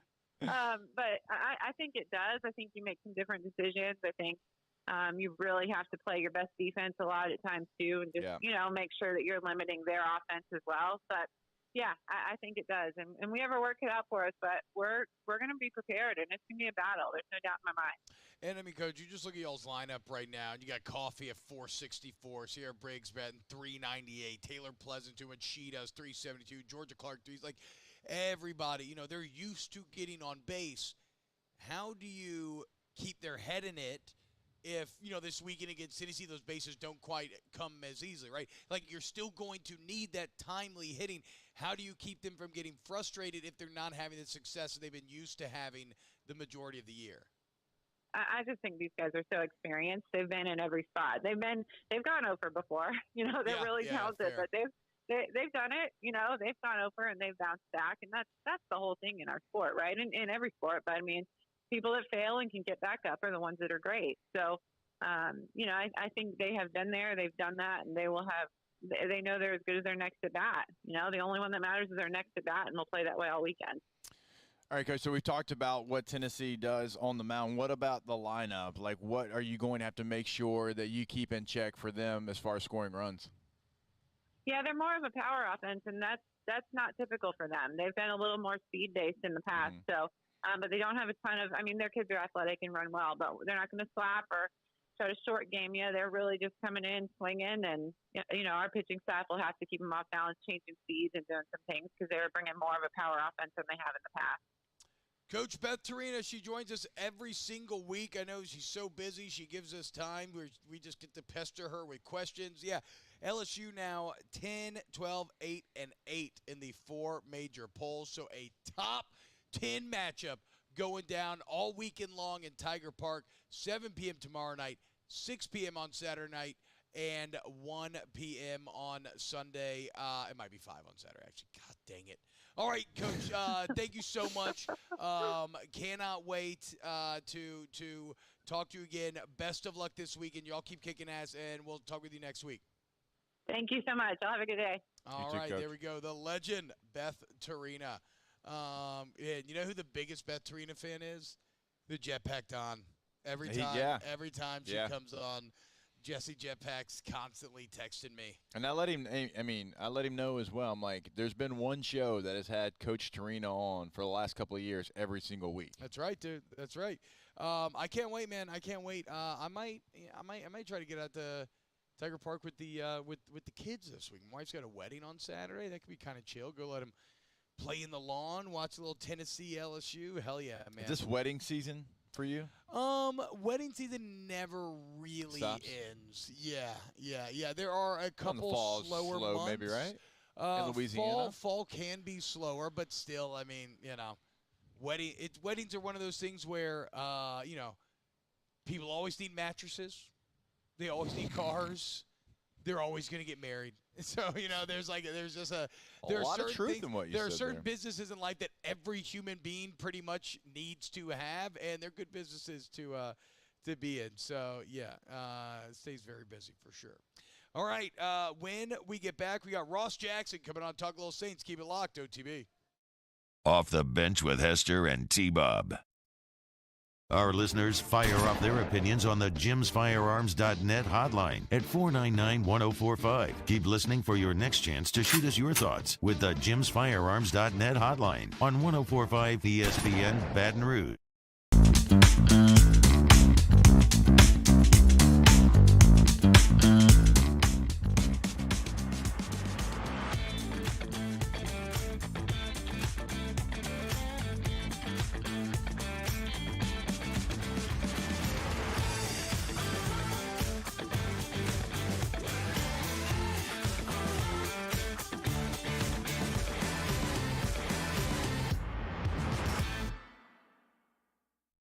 Bayou Chrysler Dodge Jeep Ram has $10,000 off new 2022 Jeep Gladiators and $8,000 off new 23 Jeep Grand Cherokees. All new Bayou automotive vehicles come with a 1 million mile warranty. If you need sales or service, the crew at Bayou is going to do right by you. All right, let's say ah. Where'd my spotlight go? Super weird, but we can take care of it. Get in and get better at Patient Plus. Gulf Coast Office Products is a nationally recognized Savin office equipment dealer based right here in Louisiana. Over 100 employees strong, Gulf Coast has the boots on the ground to support all vertical markets, from education, engineering, legal, and finance. With the latest in office technology, from desktop to production segment units, Gulf Coast and Savin have the perfect fit for you. Call 225-756-2644. That's 756-2644 for Gulf Coast Office Products. There it is, the extra mile, on the border of expected and extraordinary, for those willing to go further, like vans customized for work or play, with safety and tech to keep you connected. Supported by a 5-star sales, service, and finance team, and backed by the 1-star you know. So go the extra mile. It's never crowded, because so few have what it takes to go there.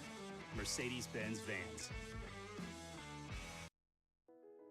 I've been doing business with Luba for 25 years. They're dependable, trustworthy. It's just the attention to detail with our clients. Our folks have years and years of experience. They're highly trained professionals, but many companies have that asset. What I'd like to think makes Luba a bit different is that we use those talents in a way that truly is dedicated to serving the needs of the folks who depend on us. At Auctioner, we know healing is a team sport. That's why we've partnered with world-renowned orthopedic surgeon Dr. James Andrews to create the Auctioner Andrews Orthopedics and Sports Medicine Institute. Whether you're a professional athlete or a weekend warrior, our team of specialists are dedicated to getting you back in the game. So whatever your reasons are for reaching your personal best, we've only got one. You. Auctioner Andrews Institute. Long live you. Hi, I'm Brandon Landry, founder and CEO of Walker. Hi, my name is Dr. Craig Green. This is Ryan Terrio with HUDCORoofing.com. Hey, it's Matt Moscona. No matter how big your commercial roofing job, HUDCO can help. My patients come to me because they trust that I can get the job done at a high level. Ryan Terrio and Richard Tilley have the same level of trust when it comes to roofing. If you have a roofing issue, call HUDCO Roofing. Give us a call, 364-1007, and we'll come to your house and give you a free inspection. I had to leave my parents. I had to move schools. I don't know anyone here. Everything keeps changing. Why is this happening to me? I'm sure glad you're here. Change a child's story. There's a child in foster care waiting for a volunteer. Charles Handegriff, join us for the Thursday edition of Handy Time. We're at the Beau Rivage Sportsbook in Biloxi. It is day one, the real day one, of the NCAA basketball tournament. Handy Time, noon weekdays on 104.5 ESPN Baton Rouge.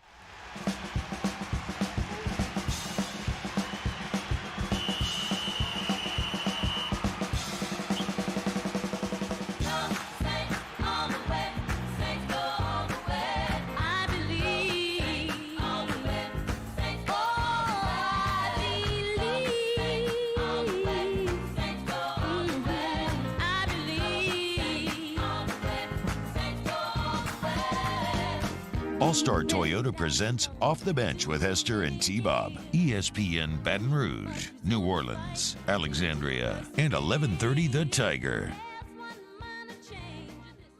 Yo, what's happening, y'all? That's right. It's time to talk a little New Orleans Saints. Kind of amazing that we haven't arrived here yet today, but ton of March Madness, ton of baseball in the air as well. But it was a big day for the New Orleans Saints yesterday, Jake, as they struck back. In a lot of ways. I tried to just spit all over you. I like visibly spit through the camera. But like the raid on the defensive line was answered in kind, and you got a big name running back that's really exciting that not a lot of people would have thought maybe you were in play for. Let's talk to the expert, Ross Jackson, at Ross Jackson NOLA on Twitter. Of course, he hosts Locked On Saints, also does a ton of work to the entire Locked On Network. He is the absolute best. You want some daily Saints coverage, subscribe to Locked On Saints today. Ross, what's happening, man? Thank you so much for joining us, brother. Hey, guys, no problem at all. Thanks so much for having me on. So wait, where are you headed to right now, you said? Yeah, so I'm on my way to the Saints facility. They have their Louisiana local pro day today, so I'll be there for that, and then I'll be quickly jetting up to Uptown for the Tulane pro day as well. Okay, excellent. Is Tajay Spears going to be involved in the Tulane Pro Day? I mean, he did so well at the Senior Bowl and everything. Is he – I mean, I'm sure he's going to be there doing interviews or something in some capacity. Do you know, is he running or doing drills or anything today? Yeah, the expectation is that he'll do his 40-yard dash today. He didn't do one at the Combine. Okay. So the expectation is that he'll run that today as well as, I'm sure, a couple of other workouts as well. And we'll get to Spears. But first, a big day for the New Orleans Saints yesterday. And let's start with the biggest name. Like, we can get to Kalen Saunders and Nathan Shepard, and I really want some insight on them. But Jamal Williams, a guy who, look, the internet fell in love with, the casual NFL fan fell in love with. In a lot of ways, he came to represent that kind of plucky underdog Lions team that, Jake, I know you loved and a lot of us did. He's probably the biggest weeb, not dweeb, the biggest weeb, which is a Westerner who loves anime and wants to be Japanese. He's probably the biggest weeb in the NFL, probably the best post-game interview. He rushed for 17 touchdowns and 1,000 yards. Like, In a time when you need running back, it feels almost too perfect, Ross, that they were able to get Jamal Williams. Yeah, when I was previewing the position all throughout the offseason and sort of looking at the potential free agents that they could go after, I barely even mentioned Jamal Williams because I thought the Saints would be that far out of the running for the guy that led the NFL in rushing touchdowns just a year ago. And, he was stuck over in Green Bay behind guys like Aaron Jones and all, just kind of waiting to break through. Finally get that opportunity with the Detroit Lions, with a couple seasons there, and, of course, just went off last year. And, of course, the Saints have a bunch of connections to that Detroit Lions coaching staff. Dan Campbell's over there, Mark Brunell's over there, Aaron Glenn's over there. So I'm sure that they went forward and got, a bunch of insight from those guys in terms of, who he is and what he brings to the team. But I said in yesterday's show that Jamal Williams is a perfect fit for New Orleans. And I don't just mean the New Orleans Saints. I mean, he's a perfect fit for this city. Fans are going to fall in love with him. The passion that he brings, how much joy he has when he's on the football field, and, of course, just the work ethic and the power that he plays with are all things that are going to make fans fall in love with this guy. I feel like he's a fit, too, for what the Saints tried to do last year, and I don't feel like they had the fit at running back to try to do it last year, but they did offensively. So I think, like, even the scheme of it, I think Jamal Williams is going to be a perfect fit. 100%. Him and Alvin Kamara, depending on Alvin Kamara's availability and all that stuff, of course, we caveat, but him and Alvin Kamara are going to be a really fantastic 1-2 punch. And maybe that 1-2 punch that the Saints have been on the lookout for since, the first departure of Latavius Murray. So the Saints sort of had to go into this, cycle of undrafted free agents trying to build out of that. Now you come out of that and you find yourself another guy that can run between the tackles, that can catch out of the backfield. You can get him around the edge if you need to, but you don't have to focus on running him there. 6 foot, a little bit over 6 foot, 224, 225 pounds. He can be that between the tackles runner that complements Alvin Kamara so well. And, of course, complements a lot of these other guys that they could potentially be pursuing in the draft if they want to continue to build out this running back room. So it is pretty interesting with Williams because, like I said, personality-wise, I'm already in love with him. And then the stats are unreal. I mean, 17 rushing touchdowns and 1,000 yards last year. But there, as always, there's going to be detractors, right? And so there's some who point out that, all those are like 1 yard rushing touchdown. And then William Ivey. Yeah, let them go out there and run 1 yard on the goal line. Let me know how easy that is. No, okay, exactly, right? So in and of itself, that critique is a bit baseless because that is a skill, right? Like being able to get that yard is a massive skill, and it's something that the Saints haven't always had. Actually, do you want to add anything to that real quick, Ross? Yeah, just real quick. It's obviously it's a skill to be able to do that, but look at where the New Orleans Saints were most efficient and least efficient last year. One of the things that they were least efficient in was finishing drives. Yep. And particularly toward the second half of the season, their red zone play was down, their third down, percentage was down. Like all of these things that are situational football, you need that kind of back in order to be able to cash in the biggest moments. And so when you get into those red zone possessions, having guys like Taysom Hill, Alvin Kamara, and now Jamal Williams, and then hopefully, you hope to keep a healthy Michael Thomas throughout all that. But you see where the New Orleans Saints are saying, okay, where did we come up short in 2022, and how do we fix that in 2023? And Jamal Williams is a piece of that solution. William Ivey in the chat says, if he's so good, can you explain why Detroit let him go? I mean, so I don't care as much about why Detroit let him go, but I am a bit interested to see that the Saints got him on a what feels like a relatively friendly deal. Yeah, I don't know. Maybe he scored too many touchdowns. I don't know. Like I think it's an interesting thing. Oftentimes, when a team and a player split, we have to remember that sometimes that's a two-way street. And so sometimes it's not just about the organization. Sometimes it's about that player maybe looking for something. And so when the Lions went out and they grabbed David Montgomery, the running back from across the division in the Chicago Bears, they've got David Montgomery, they've got DeAndre Swift. Where does Jamal Williams fit in that equation as they move forward? And one of the big things that they had always discussed is that Detroit, quote-unquote, doesn't pay running backs. Well, they paid David Montgomery quite a bit, but were they going to be able to pay both of these guys to get them to stick around? So I understand the idea of being able to go to a guy like David Montgomery, who's probably a little bit more of a three-down back for you, while Jamal Williams can be an early down back or a third and short situational back. But New Orleans has the rotation with a guy like Alvin Kamara. And so I think that could be a part of what it is, but it doesn't necessarily mean that just because a player doesn't get re-signed to their team, that all of a sudden there's something to be concerned about. Sometimes that's a two-way street. Yeah, you also have Deuce Staley, who was the running back coach there. He's now in Carolina, and so maybe the new running back coach has a different philosophy, what he looks for in running backs. And so you're right, Ross. I mean, that can be 1,000 different things. Hey, I want to ask you, though, about the running back position in the draft. Do you still think the Saints potentially, because this is a deep running back draft, 4th, 5th round, maybe in that area they can still draft a running back? Yeah, I think so. If the value is there and right, relative to other players that are on the board at that time and at that pick, and depending upon how the Saints move around and use their fodder, they're in line for quite a few compensatory picks. This signing takes one away, but they're still in line for, I believe, 3 compensatory picks at this point. So they might have some mobility using future picks, things like that. So I think all of that plays a role in it. But I think if the value is right, especially in the 4th and 5th round, we're still talking about really good running backs in this deep class. I mean, Kendra Miller out of TCU, right? Roshan Johnson out of Texas. Like, there's still a lot. Dwayne McBride out of UAB. Like, there's a ton of these really, really talented running backs down towards that area of the draft that could make it so that the talent as well as the opportunity all make sense in the draft. Yeah, we went down the list yesterday. There's like 15 guys with name recognition to college football fans, which is just so hard to achieve. I think you probably draft a young one, and then I think UDFA as well, right? Like, just throw a few guys against the wall and see what ends up sticking. So it wasn't all just Jamal Williams yesterday. A few days ago, there was a raid on the Saints defensive line where you didn't lose any one person necessarily that you were in love with, but it was a volume loss, right? Like, you lost structure, like scaffolding, like the meat and potatoes a bit. Well, yesterday felt like a couple meat and potato signings, bringing in Kalen Saunders and Nathan Shepard at defensive tackle. What can you tell us about Saunders and Shepard? Yeah, I think both of them give you a really good start in terms of continuing to build out the defensive line. Like you mentioned, it's part of the meat and potatoes, so you want more meat, you want more potatoes. Like, there's still work to be done there for sure. And just like the running back class this year when it comes to both free agency and the draft, defensive tackle is another place where both free agency and the draft are overpopulated and have, really, really deep options. So the Saints will continue to work in that area of the field.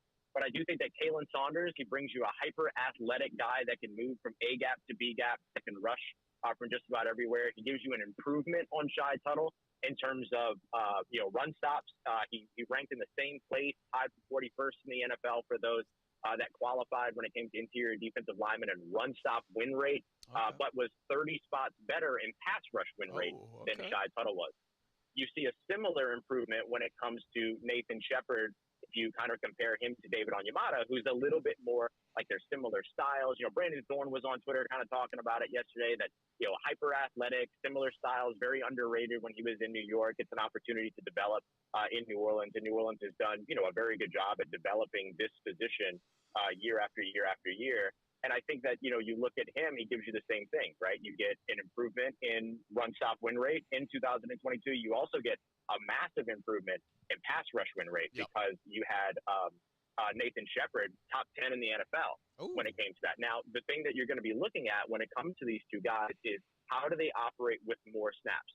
Only 416 defensive snaps for Shepard last year, 511 for Colin Saunders. And so you get both of these guys coming in to very likely larger roles. Are they going to be able to carry that efficiency over, a greater amount of snaps? But we know the Saints love to rotate, so that should help out a ton as well. Colin, there you go. Thank you, Ross. Ross Jackson. No, it's all good. I do it all the time. It's an interesting Khalen. Colin. Never seen that way. Ross Jackson at Ross Jackson Nola, locked on Saints every single day. I mean, look at him, dude, hitting the street today, looking at a little Louisiana Pro Day, a little Tulane Pro Day. Ross, thank you so much, man. You have a great day. Thanks for making some time. Real pleasure, guys. Appreciate you as always. Y'all take care, stay safe, and I'll talk to you soon.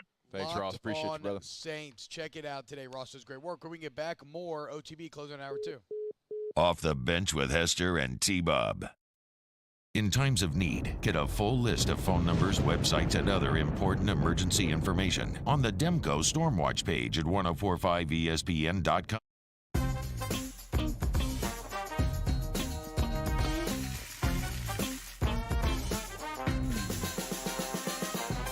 The best kept secret in town is out. Discover Tallulah at the Renaissance Hotel on Bluebonnet. Gulf Coast Office Products is a nationally recognized Savin office equipment dealer based right here in Louisiana. Over 100 employees strong, Gulf Coast has the boots on the ground to support all vertical markets, from education, engineering, legal, and finance. With the latest in office technology, from desktop to production segment units, Gulf Coast and Savin have the perfect fit for you. Call 225-756-2644. That's 756-2644 for Gulf Coast Office Products. Moon Griffon is back. The voice of Louisiana politics makes his return to Baton Rouge. Catch the Moon Griffon Show weekdays from 9 to 11 a.m. on Talk 107.3. There it is, the extra mile, on the border of expected and extraordinary, for those willing to go further, like vans customized for work or play, with safety and tech to keep you connected. Supported by a 5-star sales, service, and finance team, and backed by the 1-star you know. So go the extra mile. It's never crowded, because so few have what it takes to go there. Mercedes-Benz Vans. I've been doing business with Luba for 25 years. They're dependable, trustworthy. It's just the attention to detail with our clients. Our folks have years and years of experience. They're highly trained professionals, but many companies have that asset. What I'd like to think makes Luba a bit different is that we use those talents in a way that truly is dedicated to serving the needs of the folks who depend on us. Louisiana. It's a place defined by culture, by pride, by passion, by people who do more than love this place. They celebrate it, elevate it, champion it. They are the individuals who embody what makes Louisiana great. The companies that make Louisiana a better place to work and live. The nonprofits leading transformational change in our communities. Champions of Louisiana are all around us, and LWCC is proud to celebrate them because we've always been Louisiana loyal, supporting the workers, the innovators, the change agents of this great place we call home. Who are the champions around you? Together, we can share their stories. Together, we can help our home state thrive. Together, we are Louisiana loyal. Always.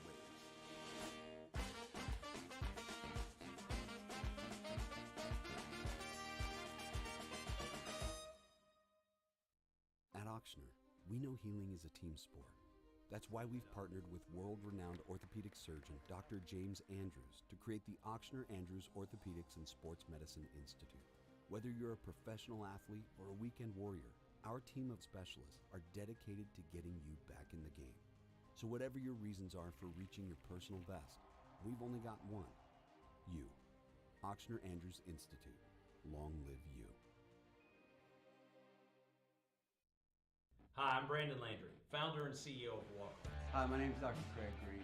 This is Ryan Terrio with HUDCORoofing.com.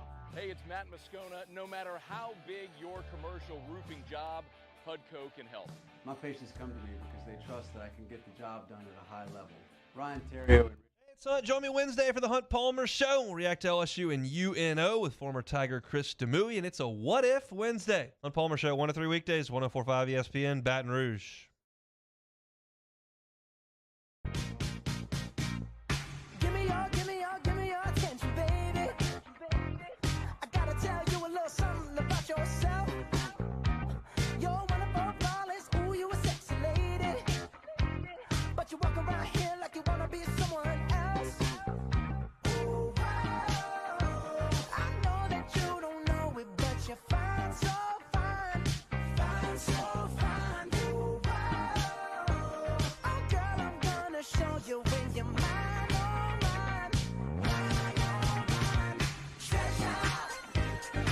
All-Star Toyota presents Off the Bench with Hester and T-Bob. ESPN Baton Rouge, New Orleans, Alexandria, and 1130 The Tiger.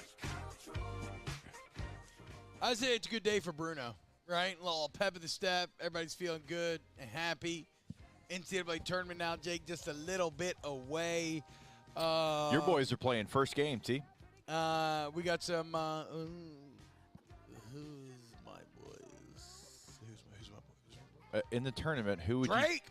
No. Okay, hold on. Let me try again. Oh, Huggy Bear, West Virginia. Yes. Yeah, go Mountaineers. Go, dude. W. Let's freaking go. First game? It's the first game, Let's 11:15 go. a.m. Hey. West Virginia and Maryland. WBFU, Maryland. That's what we say up there in the mountains. All the time? All the time in the Okay. Appalachians. Never heard that before. So we got some details on an Andrus Peat pay cut, Jake. I did see that. Andrus Peat agreeing to take, and of course, it's in some massively convoluted way in which they have managed this because Kai Harley, put some respect on Kai Harley's name, okay? Ross just laid it out for you. The Saints are supposed to have no money. The reason, they're losing Marcus Davenport and everything, and everybody's like, this is the Saints salary cap finally coming back to bite him. They upgraded at both the defensive tackle positions. You just heard Ross. I mean, they literally upgraded. If you look at pass rush win rate and stop win rate, they got better defensive tackles statistically. Now, they're going to be relied on more, and we'll see. But, to do that, to get to Jamal Williams, the Saints' management of the cap, the ability to create money, it is unparalleled. Kai Harley is a mathematical god, a wizard. Okay, put some respect on Kai's name. But Andrus Peat also put some respect on his name, Jake, agreeing to take a pay cut. God, that was about to be my next point. Yes, he does great with the numbers, but I think the more important thing here is getting players to agree to it. Because we all have huge egos, players, coaches, whatever, you're involved in professional sports, and you think that you have a value, but maybe your value's different, and getting players to agree to that. Now, sometimes it's great because you get upfront money or whatever, and that's the case here with a bonus, but, I mean, your salary is completely different. Yeah. So you have to agree to that. You have to realize, man, I've been injured, hadn't been great, hadn't really lived up to this. And so that is a part of it that is impressive to me is the fact that he gets these guys to agree to these new deals. Yeah, and so and I want to be clear about this, why Pete deserves a little extra credit, Jake, because a lot of times guys aren't losing money in these deals, right? A lot of times they'll be restructured, but they're still getting paid, just getting paid in a different way. Andrus Peat is getting his money in a different way. His salary's technically only 1.5, and then he gets a $4 million roster bonus. But overall, in terms of money, he was set to make 11.8, and he's now making 5.5. Yeah. So he took a 50% haircut for the team, okay, and to stick around. So I don't care how you feel about Andrus Peat, if that doesn't make you like him a little more or feel a little thankful that you got a guy like that on the team, I mean, I can't really help you because I don't care who you are. Not a lot of people are taking a 50% pay cut for others right now when you signed a deal where you have to pay me or cut me or whatever. But what it does now, too, is that they've saved $9.5 million in cap space this year with this move. And it does look like Pete will be massive number. Massive number. $9.5 million. You retain the player. And it does look like Pete will probably be a free agent in 2024, so you can always revisit this thing next year. But good on Andrus Peat. Excellent job once again by the New Orleans Saints. And now you got those two more D tackles, so that position feels way, way, way better. You have signed Jamal Williams. That position feels significantly better. And now, again, you enter the draft, and you're not backed into a corner. Still think you go D tackle, but we can talk about that coming up next hour on OTB. Off the bench with Hester and T-Bob. Go to AccuTemp of Baton Rouge, AccuTempBR.com, AccuTempBR.com. March Madness rolling right along, which means we got those crazy deals over there at AccuTemp. Right now, you get that AC unit installed, and you get that free premium clean air package. All you need to know is that $1,800 worth of value for free. It's going to clean up the air in your home, help fight against sickness, pollutants, anything like that, man. And all you do is run your AC, run your brand new AC. So if you need one, buy one from AccuTemp right now. The time's never been better. AccuTempBR.com. AccuTempBR.com is the site. Like T said, you can have chat right there on the site. March Madness will not be March Sadness with AccuTemp. You'll always be excited. Thought you'd like that one, T-Bob. Go to AccuTempBR.com. I had to leave my parents. I had to move schools. I don't know anyone here. Everything keeps changing. Why is this happening to me? I'm sure glad you're here. Change a child's story. There's a child in foster care waiting for a volunteer like you.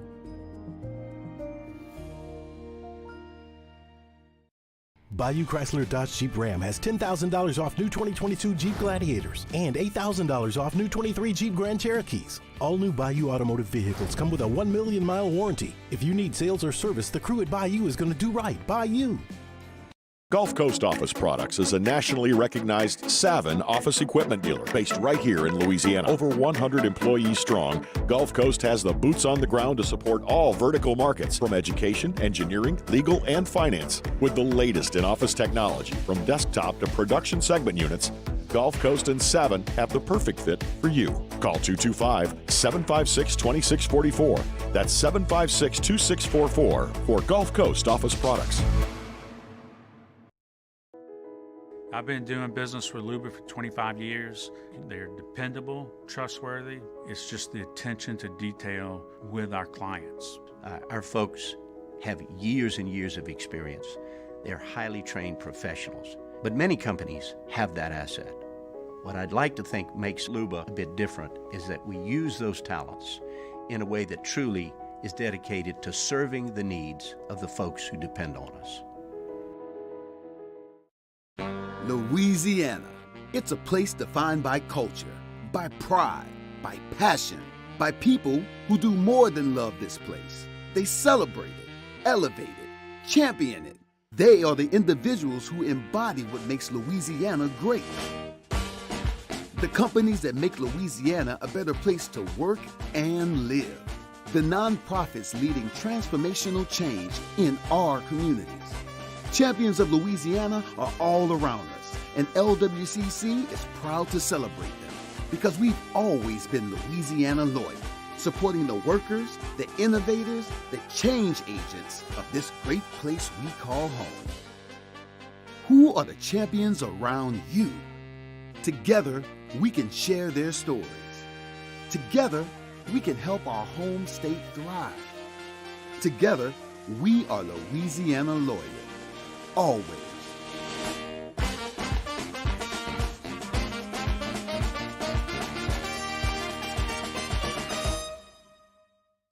Bayou Ford has $10,000 off MSRP on select new 2022 Ford F-150 trucks. $10,000 off plus 0% financing. And all new Bayou Ford vehicles come with a 1 million mile warranty. The crew at Bayou Ford is going to do right by you.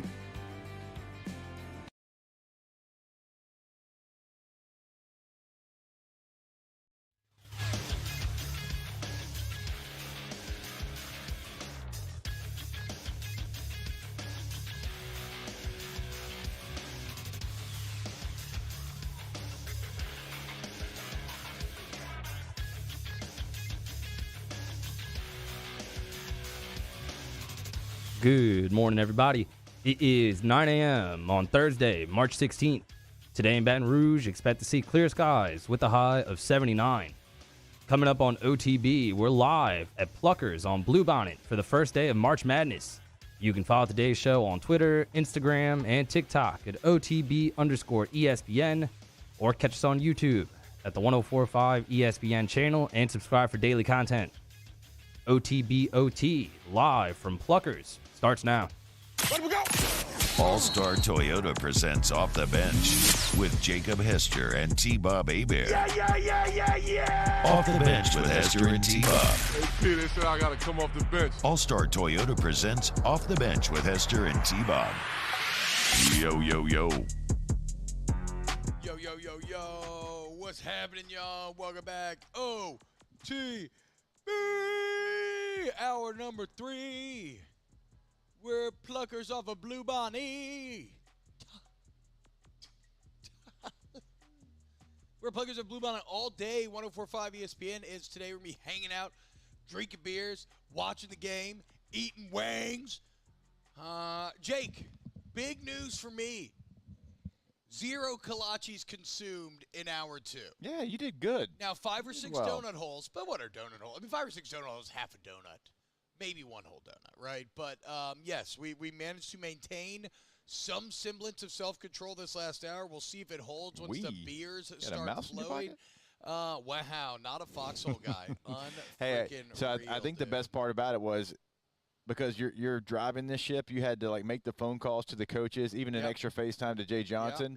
So you didn't have maybe the time. It's true. The third hour is going to be the willpower. Yeah, well, especially because we got Munchies coming up at 9:15, right? So I mean, what are you gonna do, dude? Like, it's gonna get. You're gonna eat donuts and kolaches. It's gonna get intense. Yeah, that's what I'm saying, dude. It's gonna get intense once Chef gets me all warmed up for these for my get my belly warmed up. Sorry, I'm distracted.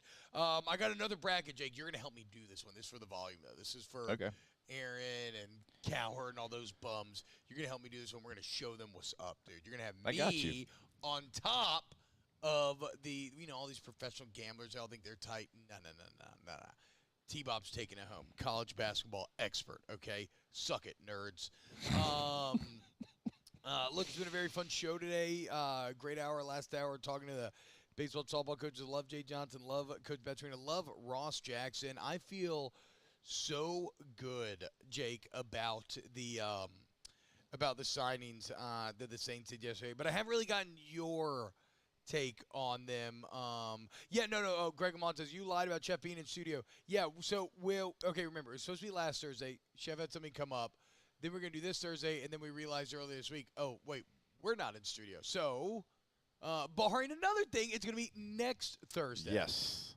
Trust me, we want to eat delicious food on air as well. Ryan Brack, who we met earlier, shout out, says, let's be honest, T-Bob is going to take home a trade when the show is over. Slow play it all you want. We know what's going to happen. I'm not a proud man. If there is a tray full of kolaches left, I'm not going to put on airs. There's a chance maybe it does end up coming home with me, okay? So, whatever. Don't judge me. Boudin kolache is delicious, so is a sausage and cheese kolache. They're just absolutely fantastic. Shout out to Heavenly Donuts for providing us with the food and the coffee this morning. Okay, Jake, let's get into the Saints signing. I want your opinion. Let's start with the two defensive tackles who, hand to God, I had not heard of before this, right? Because nobody tends to know just the rotational pieces on various NFL teams. But after reading about them, Colin Sanders and Nathan Shepard, they seem, if nothing else, like pretty equivalent answers and potentially slight upgrades. But I think the main thing is it feels like you basically just replaced David Onyemata and Shai Tuttle with David Onyemata and Shai Tuttle. It does, and you had to. And it's still going to be a position of need in the draft. Yeah. I think getting a young player at that position. I'm like you, T-Bob. Like Saunders is somebody that you maybe knew, but you're not going to have an in-depth reaction to what he can give you because of the position he plays. That is the nature of that position. Yeah. A lot of times. That's what makes Aaron Donald sticking out like he does so special, is because it's a position that doesn't get a lot of love, but you do like the things that people that have dove fully into this signing, like you appreciate all things. I mean, here on ESPN.com, I was reading up on it earlier. He said he's a massive replacement. He's 6 foot, 324 pounds, will be the biggest body on the Saints defensive line. He had 3.5 sacks last year for the Super Bowl champs, and he moves well for his size. I thought he had. I'm reading 4.5 on this article, so I don't know. Either way, though. Let's go with the 4.5. Yeah, let's always make it look better. We'll make it look better now that he's on our team. If he had left, we would go with the 3.5. Remember, that's how this worked, right? No question. Onyemata leaves. He sucks now. Who cares? Good Who? news. Yeah. David who? David on your mama. Get out of here, dude. I remember making all those jokes when he was drafted. I'm also reading that Saunders had 20 pressures on 300 pass snaps last year, so pretty good. 53rd out of 141 D tackles on run stopping, so that plays about 70th percentile according to PFF. So Saunders, like you said, big, broke through last year, rushing the passer. This is interesting, Jake. What does this quote do for you? And, teammates are always going to look out for one another, but this is Frank Clark from Super Bowl Media Day, of course, Chiefs edge rusher, who's great. He says, quote, I've seen Colin Saunders develop into one of the best D tackles in football. Some people would kill me for saying that, but I'm saying it. I know football, I know players, and Colin Saunders is that. I feel like he's the real deal. I feel like there's a lot of players who don't get the love and attention because of the dynamic of our team. I feel like Colin is definitely one of those players. Yeah. And Chris Jones basically said the same thing, that, look, he's a huge guy. He had a lot of expectation coming in, and his growth since being picked in the third round of 2019 has been fantastic. He just had to stay injury-free. That is the concern, is that his first 3 years He had to deal with injury problems. Last year he did not. He put together his best year. So if Colin Sanders can stay healthy, you got a good guy. That's one of the things that you worry about is when a guy has his best year on his contract year. Yep, no doubt. You always worry about that, and that's in every sport. But, I mean, when you talk about him having 48 tackles, 3.5 sacks in 16 games, but this article also says typically he only plays about 30 to 40% of the snaps with no starts since 2020. So that clearly was his best year in the NFL. You're right, injuries, and as an NFL player, like you're going to grow every single year at that position. There's some positions where you don't even have time to grow, like the running back position before they're kind of done with you. But like defensive tackles can play a very long time in the NFL. So it's trending in the right direction, and having teammates say those type of things about you, that's always going to be a positive check mark. Yeah, and as far as Shepard goes, 6'4", 315. This feels more like not a project because he's played so long in the NFL. It almost feels like you are banking on a skill set that you've had in the past, and you're trying to replicate it a little bit with a player that you think you can get a little bit more out of than the Jets did. Well, from one Canadian project to another, hey. Right? I mean, Onyemata, of course, very famously, I think coming out of Manitoba maybe. Maybe I just made the Manitoba part up. You could have said anything and I'd be like, yep, yeah, that's true. Manitoba. That's true. Coming out of Canada, well, same thing here for Shepard. Born in Canada, went to Division II, only now to be 29 years old and still playing in the NFL. PFF graded him above average as a run defender, pass defender. So again, like, these are not moves that are all-star moves, but they are a roster can't just be superstars, right? Like, you have to have foundation. You have to have structure. And these are like bones of the roster. That's what you lost when these guys left, and it seems to be what you have re-signed. So really, like, I mean, yeah, you know, you're still missing Caden Ellis, but even then, you got Pete Warner and Demario Davis. Like, Caden Ellis is probably going to be really good. Yeah. But it was a bit of a luxury piece.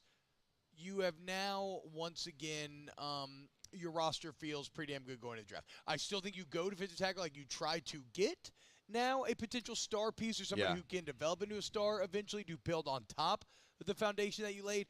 But a couple of days ago, it felt a little panicky, like, I mean, you don't have a room. Like you just don't even have players within that room. Now you do. You've got a meeting room that has a lot of empty chairs. Yeah. You're right. And so these do feel like nice replacements. It doesn't change the draft plan. I think you still go defensive tackle at 29 if you have one that you love is available. If the guy that you love is not available, you still have 40. And you can get it.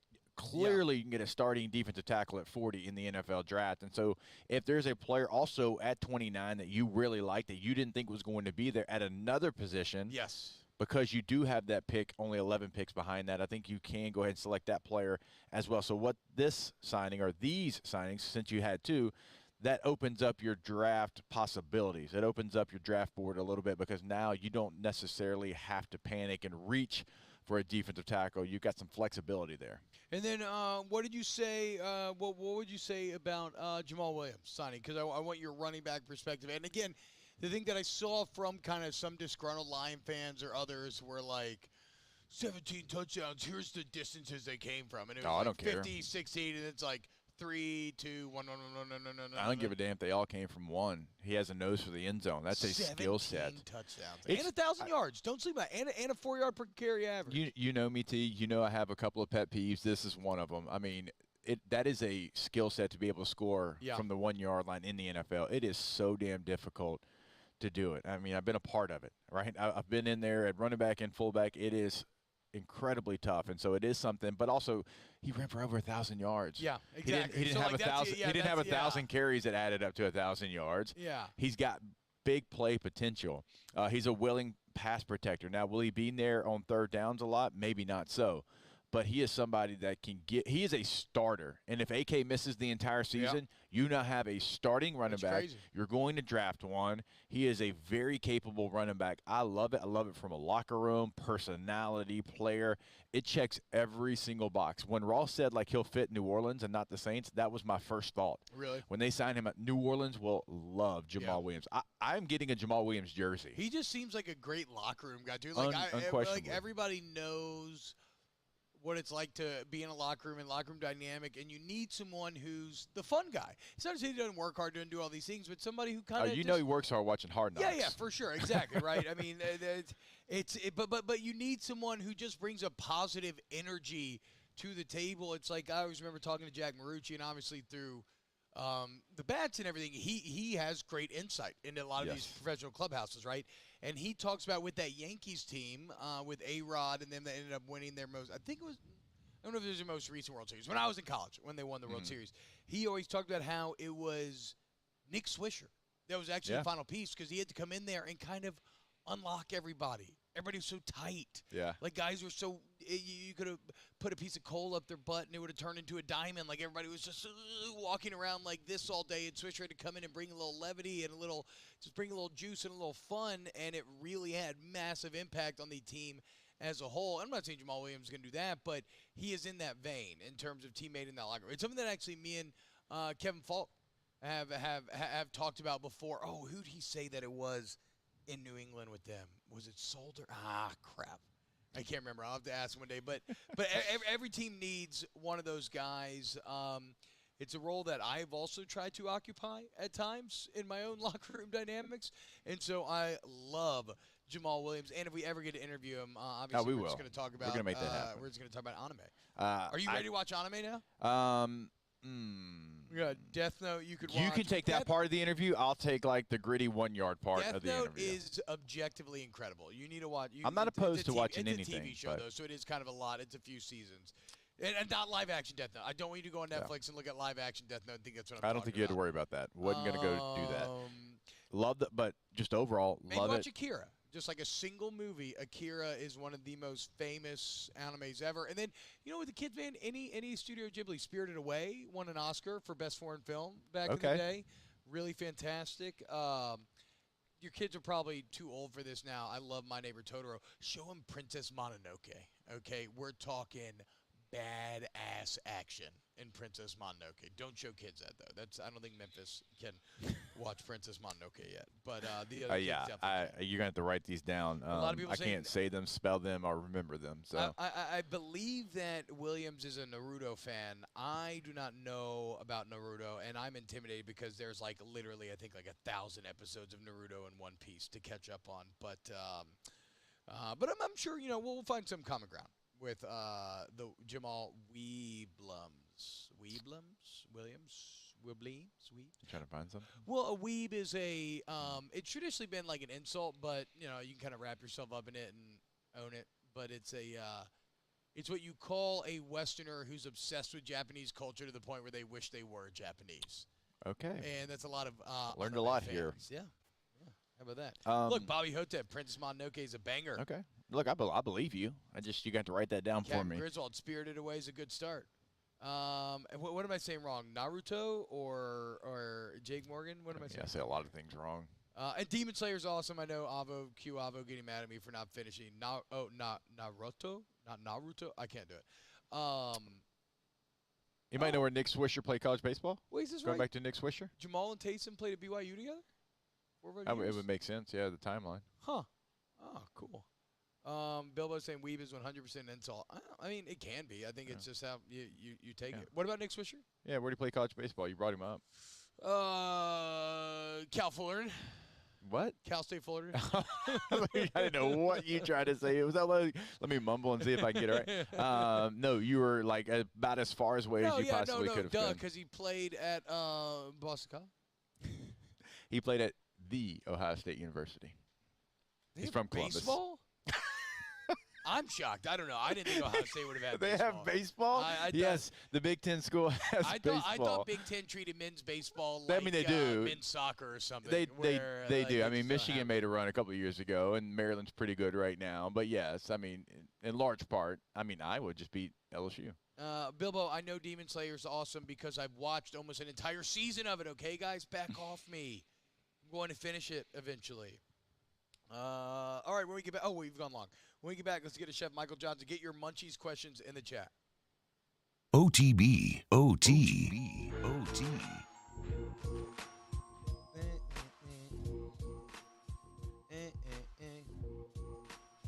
River for land insurance. Hey. 225-206-1517. 206-1517. It's Thomas and Megan email cell phone number. You call that number, you'll get help immediately from the best in the insurance game, man. And I mean, like, I don't care what you need, Jake. Business owner, you got a kid that's about to drive, you got cars and trucks that you need insured for your business, you're a contractor, real estate, like if you're just a regular homeowner, right? What's your home insurance? You probably don't even know because it's rolled into your mortgage. When's the last time you've checked? Well, you don't got to worry about any of that. You call Thomas, and he does all that heavy lifting for you. And then he saves you money. He gets you a great deal, Jake. Tell him about it. 225-206-1517. Anywhere in the state of Louisiana. Give them a call today. Not just the 225. We're talking to everybody in Louisiana. Call Thomas today. Our listeners fire off their opinions on the jimsfirearms.net hotline at 499-1045. Keep listening for your next chance to shoot us your thoughts with the jimsfirearms.net hotline on 1045 ESPN Baton Rouge. At Corvell Toyota in Opelousas, you can get 3.99% financing on select 2023 models. And as always, you will never pay over MSRP. We also have a large selection of pre-owned inventory. So come on down to Happy Town. That's Corvell Toyota in Opelousas, Happy Town, USA. Follow us on Twitter at 1045ESPN to cast your vote in the Citizens Bank and Trust Poll of the Day. Vote daily inside Off the Bench, anytime. Hunt Palmer. And after further review, Citizens Bank and Trust brings you the Poll of the Day via Twitter at 1045ESPN.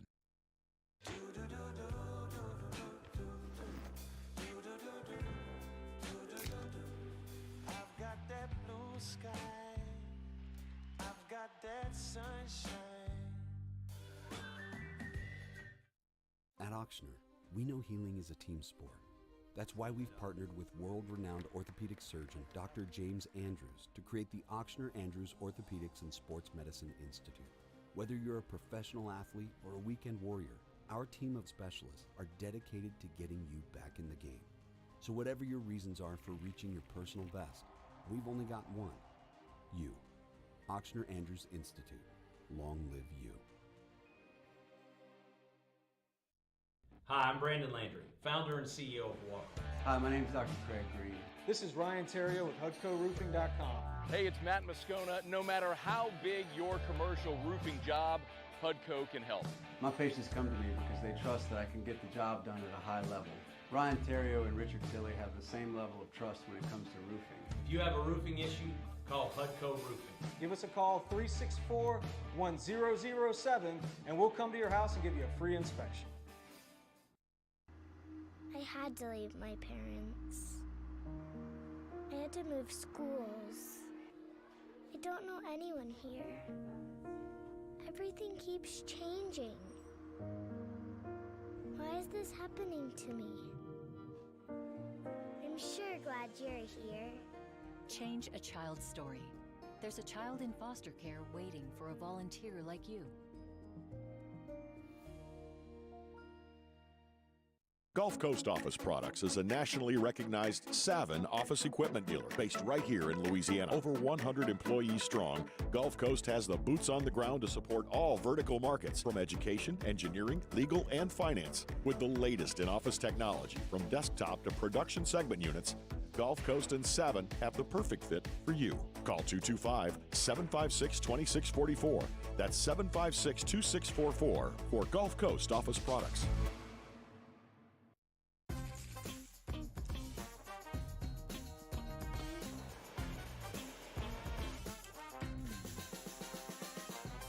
The best kept. Matt Moscona inviting you to join us for Thursday's AFR, presented by the Aesthetic Medicine and Anti-Aging Clinics of Louisiana. The madness begins. We're live all day from Pluckers on Bluebonnet. Come join us 3 to 6, 1045 ESPN Baton Rouge.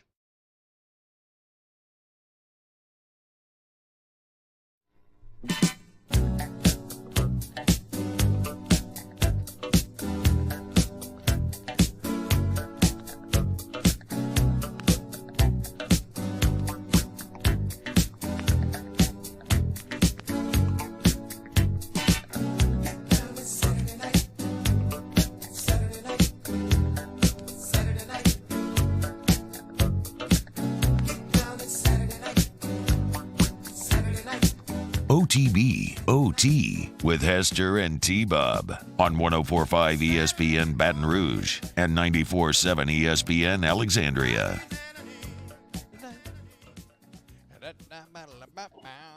Yo, what's up, y'all? Welcome back to OTB. And right now, it's my pleasure to welcome in Chef Michael Johnson, Executive Chef of LSU Athletics. We're going to have Chef in studio today. I had to text him last minute yesterday and be like, actually, Chef, we are at Pluckers on Bluebonnet. So, no studio today. Hopefully next week. Chef, what's happening, man? What's popping? What's going on? How are you guys doing, man? I'm good. We are doing well. Do you care about March Madness at all? I used to get into basketball and March Madness. Like Fab 5 was my day, and I bet on basketball that year, and it was the last time I bet on basketball. 'Cause, it didn't turn out well, but I enjoy the excitement of March Madness. But like the regular college season, I usually have other things going on. So it's No, I feel you, man. I'm in the exact same boat. All right, let's do a little munchies. Bobby Hopetep says, hashtag munchies. How do you make your barbecue shrimp? Well, at the Nutrition Center, we use olive oil and spices and stuff like that, and might drop a little butter in it.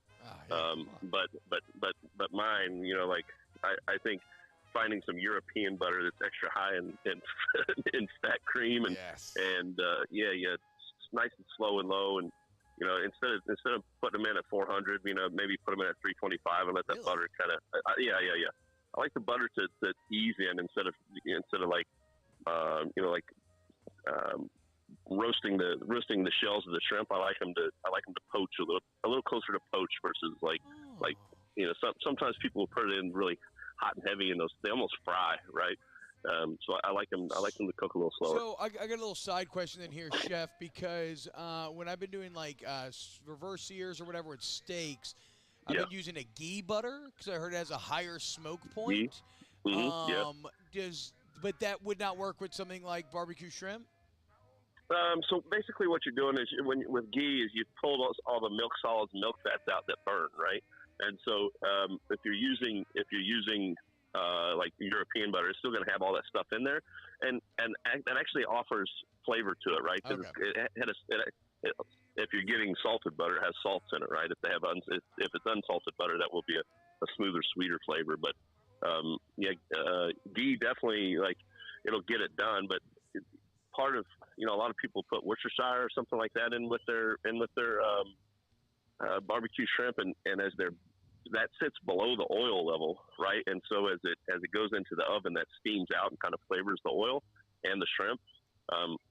So you almost want some of the milk solids in there as well, because that also passes up through and it evaporates up through the oil and helps flavor the oil and the shrimp as they're cooking.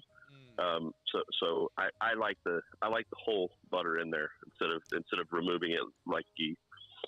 Did you say there's European butter that actually has more fat than American butter? That seems hard to believe. Yeah, it seems like the opposite of society. As soon as you said it, I couldn't think about anything else. We have fat people. They have fat cows. Yeah, I guess so. Who knew? Okay. All right. Learned something new today. Hashtag munchies. Todd Hoover wants to know if you ever cook with miso, Chef. I do. Yeah, miso's fantastic. We do like a miso glazed salmon. The Pacific Northwest has a lot of miso because of the Eastern culture settling there. And so, I picked up a lot of stuff with miso there. But miso glazed salmon is fantastic.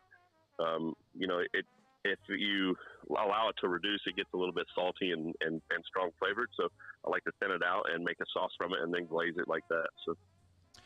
Chef, I love this question from Todd Hoover. It's very open-ended, though, but it's hashtag munchies. Do you experiment with cooking and try and create new dishes? And if you do, I would kind of like a how. Like what, do you have a process? Is it like an artist's intuition?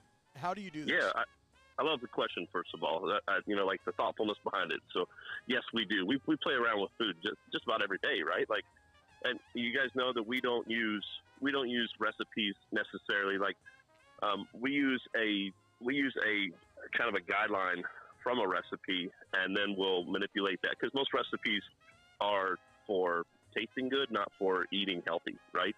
And so we have to go in and interpret that recipe as to how we manipulate it to both taste good without losing the flavor and being able to be healthier for the athlete, right? So we have a prioritization of, we remove added sugars.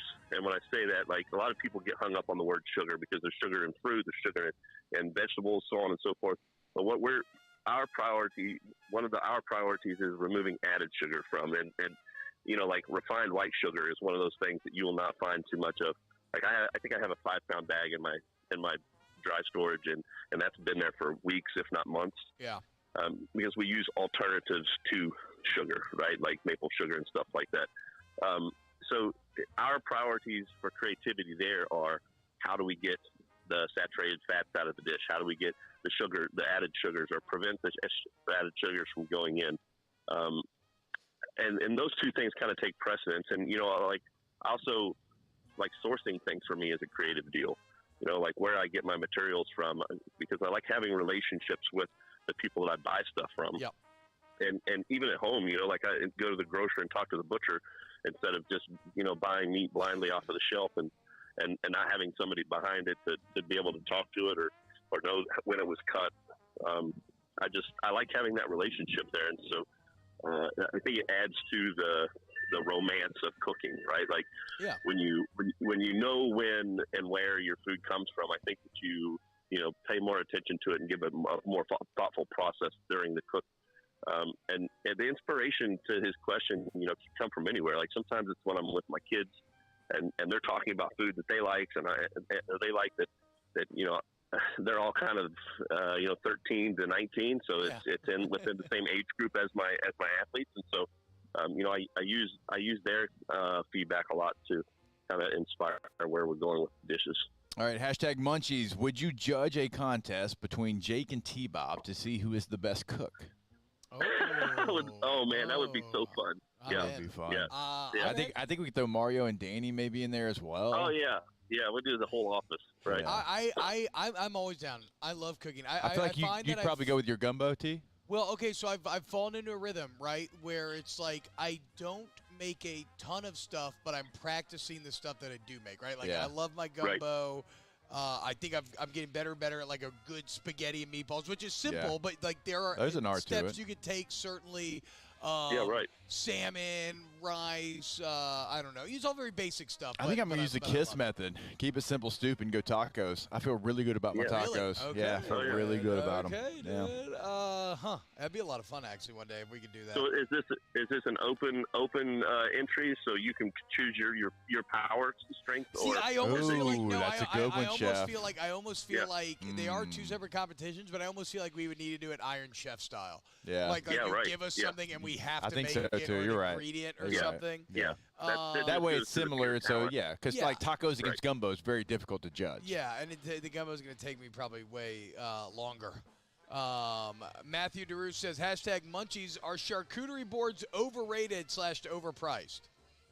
I like to make my own, and I like to hand select what's going on the board. And in that case, I don't think it is. It might be overpriced, but I don't think it's overrated when you can build your own, right? That's the best. I hate going and somebody selling me a charcuterie board that's got like bologna and ham on it instead of prosciutto, and you know what I mean, like, or the little cheese cubes that are bought in a bag at the store. You know what I mean? Like, I think if you're going to call it a charcuterie board, let's put some artisan stuff on there that might be local or at least domestic and have some artistic ability or talent behind the production of it.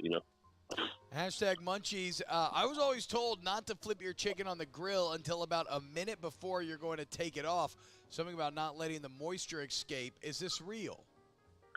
So, I always cook my protein last for the plate for that very reason. It's going to depend on which cut of the chicken. Like dark meat chicken retains moisture. It has more fat. It has more fattiness in it. And so it tolerates a little bit more abuse, if you will, when you're talking about heat. And I always pull it off the rest as well. Like if you have to cook chicken to 165 degrees, cook it to 160, 161, pull it off and loosely cover it and let it rise to that once. Yeah, right. So that because if not, the leaner cuts of the chicken are definitely going to dry out, and it, like it's food as a whole is meant to be consumed immediately. After the cooking process, plus the rest if you have time for it. So, like if it's a lean breast meat, I think that's a pretty good. I know obviously it's going to take a little bit more than a minute, to cook it through, but I think to the point is do it last, right? Like if you have a lean cut of meat going on a plate, you want to cook it last, so that it's not drying out, it's not sitting and losing, moisture. If you consider that you pull that piece of meat off and it's still steaming on the table or the plate, it's losing moisture. Like that's coming from the inside of that meat, and if you don't rest it, it's going to dry out. So I think that's a relatively good rule of thumb. Hashtag munchies, my bad, Jay. Caitlin Richards asks, would you eat durian every meal, every day for a year? She said $500 million, but of course you would, right? $10 million, chef. Come on. $10 million, yeah. That's life changing. At some point, it becomes somebody else's problem, not mine. Fair. Let's say $500,000 durian every day, every meal for a year. Still, do I get to choose how to eat it? Do I get to determine how it's ingested? I'll say yes because all she said is would you eat durian. Okay, there we go, dude. Because I'll tell you why. Because you can freeze durian and put it into a shake or a smoothie, and it's not even closely or nearly as potent as it is when it's like a room temperature and warm and cutting it open and smells like the mixture of dead bodies and dumps. But because it's supposed to have a sweet taste or something at the end of the day, right? Oh my God, it's incredibly sweet. Yeah, it's super sweet. That's why they put it in smoothies and stuff. Like if you go to Chicago and go to Chinatown, you'll see durian smoothies everywhere, and on the businesses like the hotels, you'll see signs that'll say no durian inside. Chef, it smells that bad? Oh God, yes. It is awful, Jake. I'll tell you what. I'll see if I can find you. No, I believe you. I fully believe you, Chef. It's a very distinct smell. Yeah. And fresh is even worse than like the dry frozen that you find at the store. Like that sounds terrible. It's bad. Let's move on because I'm actually hungry, and that's making me less hungry, and I do want to eat here pretty soon when these games start up. Chef, I want to know about fish and chips. Anytime I come into a bar situation, it's always my go-to, and I've never asked you that question because I think there is a very you have to know how to cook fish and chips, or else it doesn't taste the same. What's your method? Beer batter always. I also like to batter your fish like cod or halibut, something like that. Okay. When the beer batter cracks or crisps open, it's falling apart fish. Now I don't like firm fish. I don't like super firm fish for fish and chips, and the English don't use it that way. And also, the idea that chips are actually potato wedges. I like to dust my potato wedges, steam them a little bit first, so that you're not deep frying it the whole time, and then dust them with a little flour. Because I like that crispiness on the outside of the potato. But beer batter is absolute. Even ice it so that the batter's super cold. That when the batter's cold, it's thicker and it holds on to the fish better. So you need to dry flour the fish first, then batter it so that it sticks to the dry flour, and go into the fryer as quickly as possible with it. You want a nice thick batter on it so that it's sticking and it's going to form that crust. Yeah. All right, now I have a fryer at the house, and so that will be something I'm doing. I too would like to get my fish and chip beer batter down because it's the top tier bar food. Oh my gosh! If you've had a couple of cold pops. Oh my God, it's the absolute best. Yes. So here's one of the mistakes that a lot of people make is after they put their beer into their flour and batter, they whip the hell out of it. And what that is doing is you're pulling the air out of the beer. Oh, that's what I do. You're just wanting to fold the beer and the flour together and actually encapsulate those air bubbles inside of the flour, so that it makes it nice and light and fluffy. You don't want to beat it too much, and also that's why you ice and chill your beer and your batter so that everything's going together cold and it kind of seizes up when you're making it. So fold your flour and it's okay to have little pockets of flour because they're going to fry anyway, when they fry. So, yeah.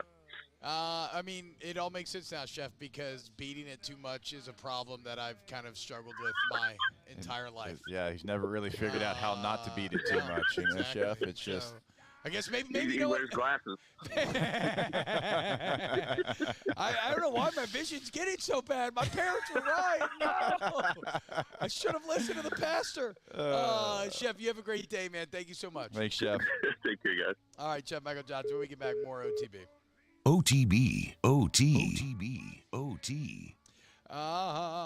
Jake, what do we have here? We have Gordon McKernan, injury attorneys. Join the G team. That's right, baby. Gordon McKernan getting it done in the courtroom for you. Also getting it done on the court, on the field, as we celebrate March Madness and this LSU women's team gets ready to write their legacy, Jake. A couple more games in the PMAC, a 3-seed, big-time 3-seed for the Fighting Tigers. Well, just know that every single player on the team, members of the G team over there, thanks to Gordon and Kim Mulkey as well. So support those who support your favorite stars and really, get the help you need in the courtroom by joining G Team 225-888-8888. GetGordon.com is the website. You can find a lot of answers there. Also on every social media platform, the handle @GetGordon, so you can find stuff there as well. And T-Bob gave you the number anywhere in Louisiana. Put that area code in front of those 8s, 888-8888.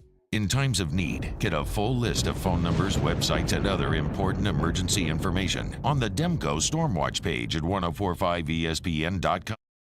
Hey, it's Matt Musso. Join me Monday through Friday for your daily update on LSU baseball with Musso at the Box, presented by New Orleans Flooring, wherever you get your podcast, Apple, Spotify, Google, and check out New Orleans Flooring. 2 locations, Metairie and Prairieville, or NOLAFlooring.com. There it is, the extra mile, on the border of expected and extraordinary for those willing to go further, like vans customized for work or play, with safety and tech to keep you connected, supported by a 5-star sales, service, and finance team, and backed by the 1-star you know. So go the extra mile. It's never crowded because so few have what it takes to go there. Mercedes-Benz Vans. I've been doing business with Luba for 25 years. They're dependable, trustworthy. It's just the attention to detail with our clients. Our folks have years and years of experience. They're highly trained professionals, but many companies have that asset. What I'd like to think makes Luba a bit different is that we use those talents in a way that truly is dedicated to serving the needs of the folks who depend on us. Louisiana. It's a place defined by culture, by pride, by passion, by people who do more than love this place. They celebrate it, elevate it, champion it. They are the individuals who embody what makes Louisiana great. The companies that make Louisiana a better place to work and live. The nonprofits leading transformational change in our communities. Champions of Louisiana are all around us, and LWCC is proud to celebrate them because we've always been Louisiana loyal, supporting the workers, the innovators, the change agents of this great place we call home. Who are the champions around you? Together, we can share their stories. Together, we can help our home state thrive. Together, we are Louisiana loyal. Always.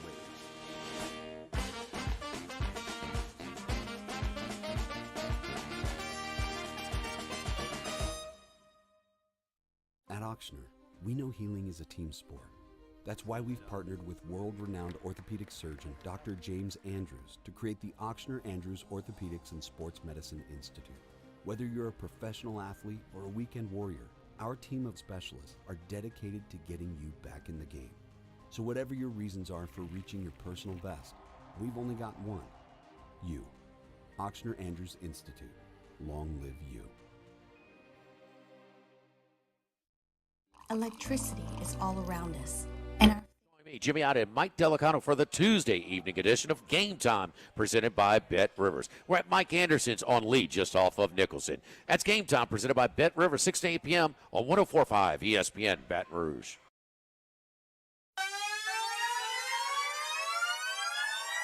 Maestro.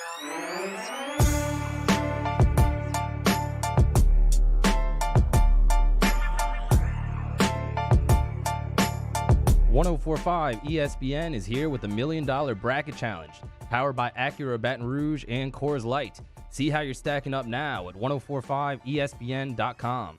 First place is $2,023 cash, and if your bracket is perfect, you will win $1 million and a 3-year lease on a 2023 Acura Integra. It's the $1 Million Bracket Challenge, powered by Acura Baton Rouge and Coors Light. OTB, OT, with Hester and T-Bob on 104.5 ESPN Baton Rouge and 94.7 ESPN Alexandria. Yo, what's happening, y'all? Welcome back to OTB. Celebrating March Madness, kicking off. Just finished my final bracket of the day. I've got my family bracket now, Jake. We got our 104.5 ESPN bracket. Would you go to 1045ESPN.com? There's still a little bit of time left. You can get involved there. Remember, they got the great giveaways, a ton of great prizes. If you get a perfect bracket, you get $1 million and a 3-year lease on an Acura. There's like TV, like it's just a bunch of great prizes. Go check it out online. Martin give you the exact details. And look, you get to compete against all the 104.5 ESPN personalities, which are going to be here at Pluckers off of Bluebonnet throughout the day. Every show originating right here. I don't know why I'm like having like burp or something. Originating right here at Pluckers on Bluebonnet. So it's going to be a very fun show, a day of drinking beers, watching games, and you best believe we about to put some money on Huggy Bear, Jake, right after this show ends. And then we're going to drink beer and watch West Virginia win. I'm going to call my father-in-law, and he's going to be super pumped, and it's going to be great. I told you, your guys. Your guys. team. You're His not first gonna, game. You're not going to bet on them I'm with going me? West Virginia, yeah. There we go. I've already placed a bet on DraftKings and go. on my brackets. Okay. I'm with you.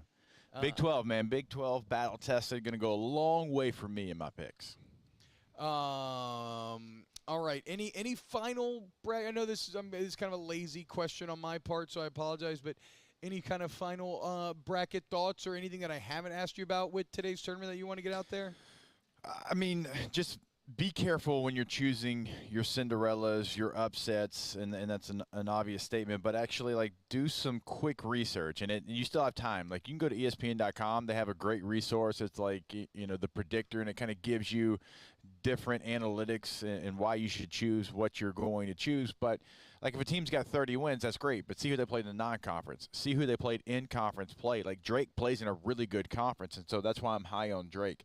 Charleston played a good non-conference. That's why I'm high on Charleston. Florida Atlantic beat Florida in non-conference. That's why I'm high on Florida Atlantic. And so you have to – don't just choose – your Cinderella just to choose them. Like, no, do a quick research. Chef said. It's like Chef said with the ingredients. There's an intentionality behind it, right? Yeah. Like, if you just take that little bit of extra time, you'll see the results in the kitchen.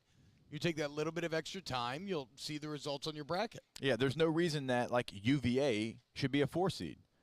Like, out of the ACC, Duke is the better team. Duke just won the conference tournament. UVA, in my opinion, they're not the UVA that we have seen win national championships. Now, they've also lost to a 16 seed, but UVA to me is overvalued. And it's like, is that off reputation?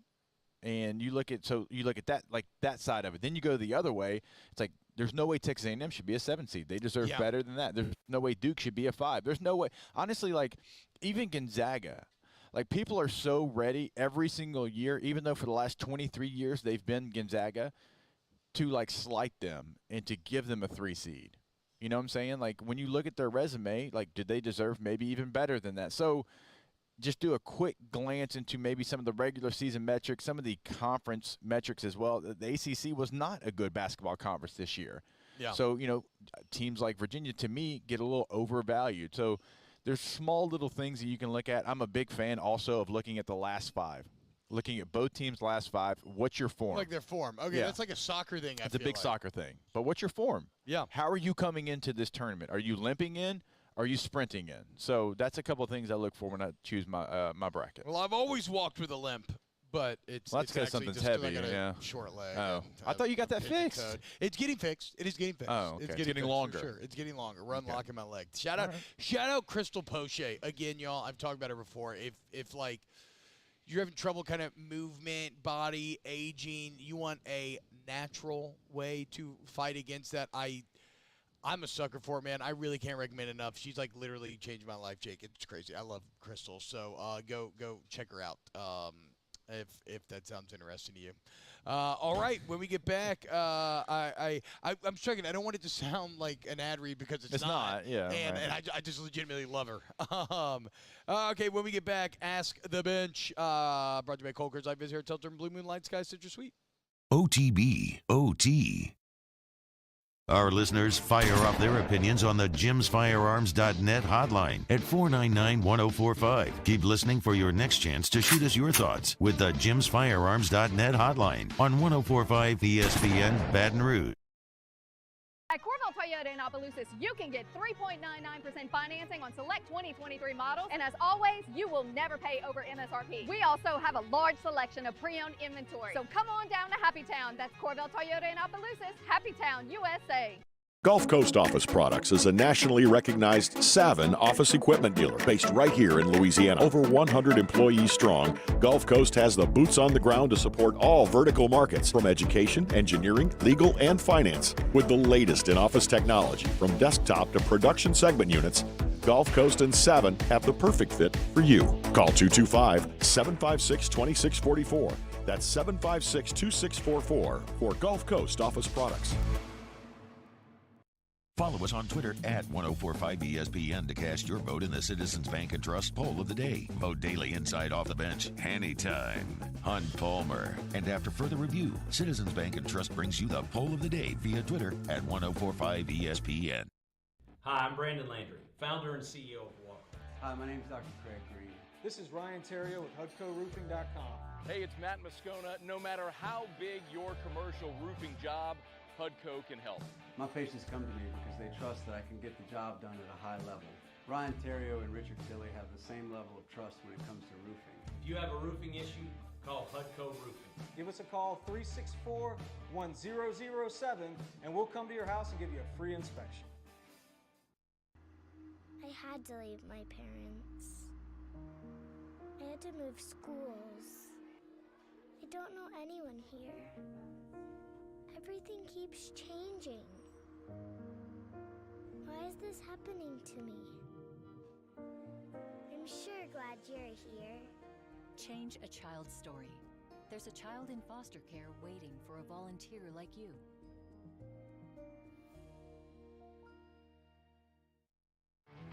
There it is, the extra mile, on the border of expected and extraordinary, for those willing to go further, like vans customized for work or play, with safety and tech to keep you connected, supported by a 5-star sales, service, and finance team, and backed by the 1-star you know. So go the extra mile. It's never crowded, because so few have what it takes to go there. Mercedes-Benz Vans. I've been doing business with Luba for 25 years. They're dependable, trustworthy. It's just the attention to detail with our clients. Our folks have years and years of experience. They're highly trained professionals. But many companies have that asset. What I'd like to think makes Luba a bit different is that we use those talents in a way that truly is dedicated to serving the needs of the folks who depend on us. Louisiana. It's a place defined by culture, by pride, by passion, by people who do more than love this place. They celebrate it, elevate it, champion it. They are the individuals who embody what makes Louisiana great. The companies that make Louisiana a better place to work and live. The nonprofits leading transformational change in our communities.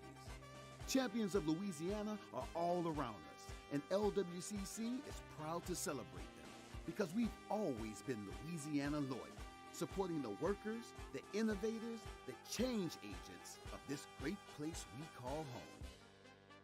Who are the champions around you? Together, we can share their stories. Together, we can help our home state thrive. Together. Charles Handegriff, join us for the Thursday edition of Handy Time. We're at the Beau Rivage Sportsbook in Biloxi. It is day one, the real day one, of the NCAA basketball tournament. Handy Time, noon weekdays on 104.5 ESPN Baton Rouge.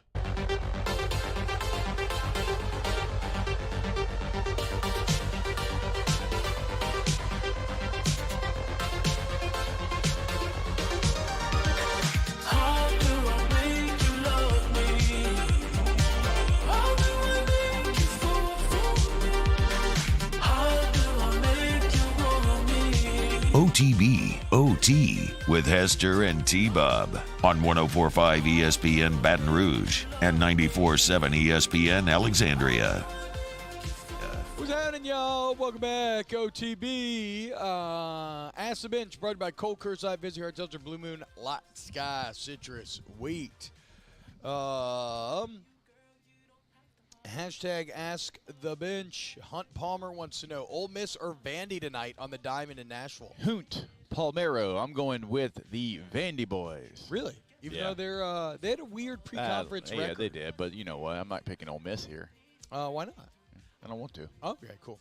Yeah, take that, Mincy. I'll go Ole Miss. You and your Mississippi State flag. Mincy looking pretty good, though, tracking on that 10-minute mile. I thought you meant the football uniform. No, it's a credit to Ole Miss's uniforms that he actually looked like. What if 67 lined up across from you when you were playing? No. I just mean in still images, it looked better than it had any right to look. I'll agree with that. Okay. Now it definitely. I know everybody made this joke, so I am stealing this joke. See, I admit it when I steal jokes.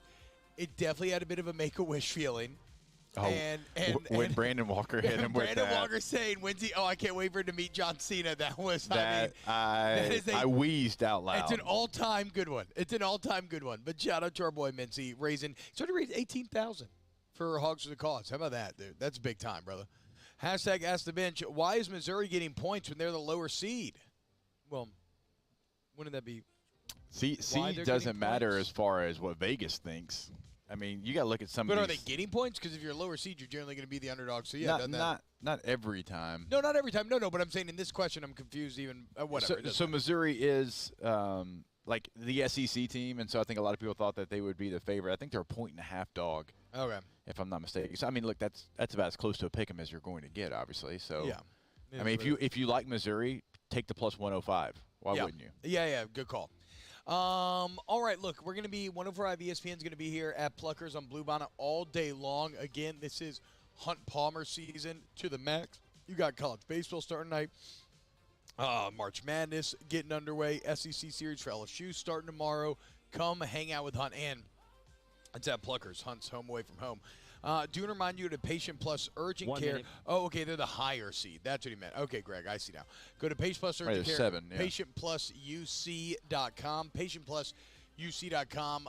Look, you want to get in, you want to get better, you want Patient Plus. Weather's all over the place. If you're feeling under the weather, you got a stomach bug, like whatever you need, they got it there, and they got the best facilities. The best doctors and nurses. Trust me when I say, Jake, you go into Patient Plus, you're going to be like, oh, I get it now. This is different. PatientPlusUC.com, Patient Plus Urgent Care. Ask the Bench. Pick one, lose one forever. Mayonnaise or butter. I love mayo to death. You can't get rid of butter. I love mayo. Mayo is fantastic. Yeah. Mayo makes a sandwich. Yes. I'm not getting rid of butter. No, you can't get rid of butter. No, Butter it's is too versatile. Butter is like a core pillar of humanity. It's like fire. Butter bread. Butter. I could live off of it for the rest of my life. Beating, like Chef Mike was talking about earlier. a lot of like beating. those are the Talked about three a lot of core beating. pillars of humankind. Yep. Look, we love you all. Come out. So Come hang much. out. Come We'll hang see out. you soon. If you want to drink some beers, we'll be out here till the afternoon. Going to watch a little WVU for sure. Go Mountaineers. Go March Madness. I wish you all the best. OTB OT.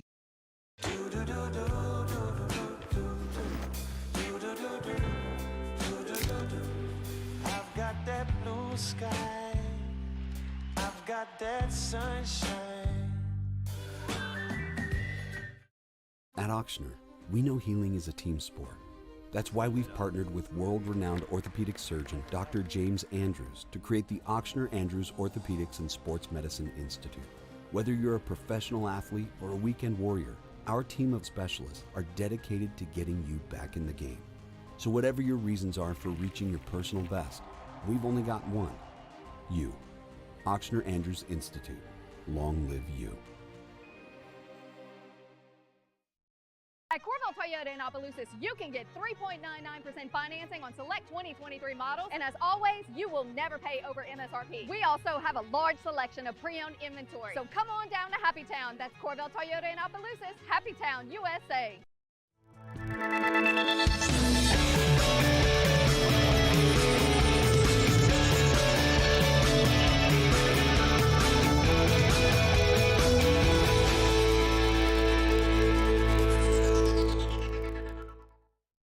Gulf Coast Office Products is a nationally recognized Savin office equipment dealer based right here in Louisiana. Over 100 employees strong, Gulf Coast has the boots on the ground to support all vertical markets, from education, engineering, legal, and finance. With the latest in office technology, from desktop to production segment units, Gulf Coast and Savin have the perfect fit for you.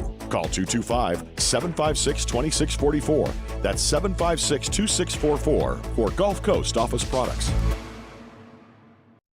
Hi, I'm Brandon Landry, founder and CEO of Walker. Hi, my name is Dr. Craig Green. This is Ryan Terrio with HUDCORoofing.com. Hey, it's Matt Moscona. No matter how big your commercial roofing job, HUDCO can help. My patients come to me because they trust that I can get the job done at a high level. Ryan Terrio and Richard Tilley have the same level of trust when it comes to roofing. If you have a roofing issue, call HUDCO Roofing. Give us a call, 364-1007, and we'll come to your house and give you a free inspection. I had to leave my parents. I had to move schools. I don't know anyone here. Everything keeps changing. Why is this happening to me? I'm sure glad you're here. Change a child's story. There's a child in foster care waiting for a volunteer like you.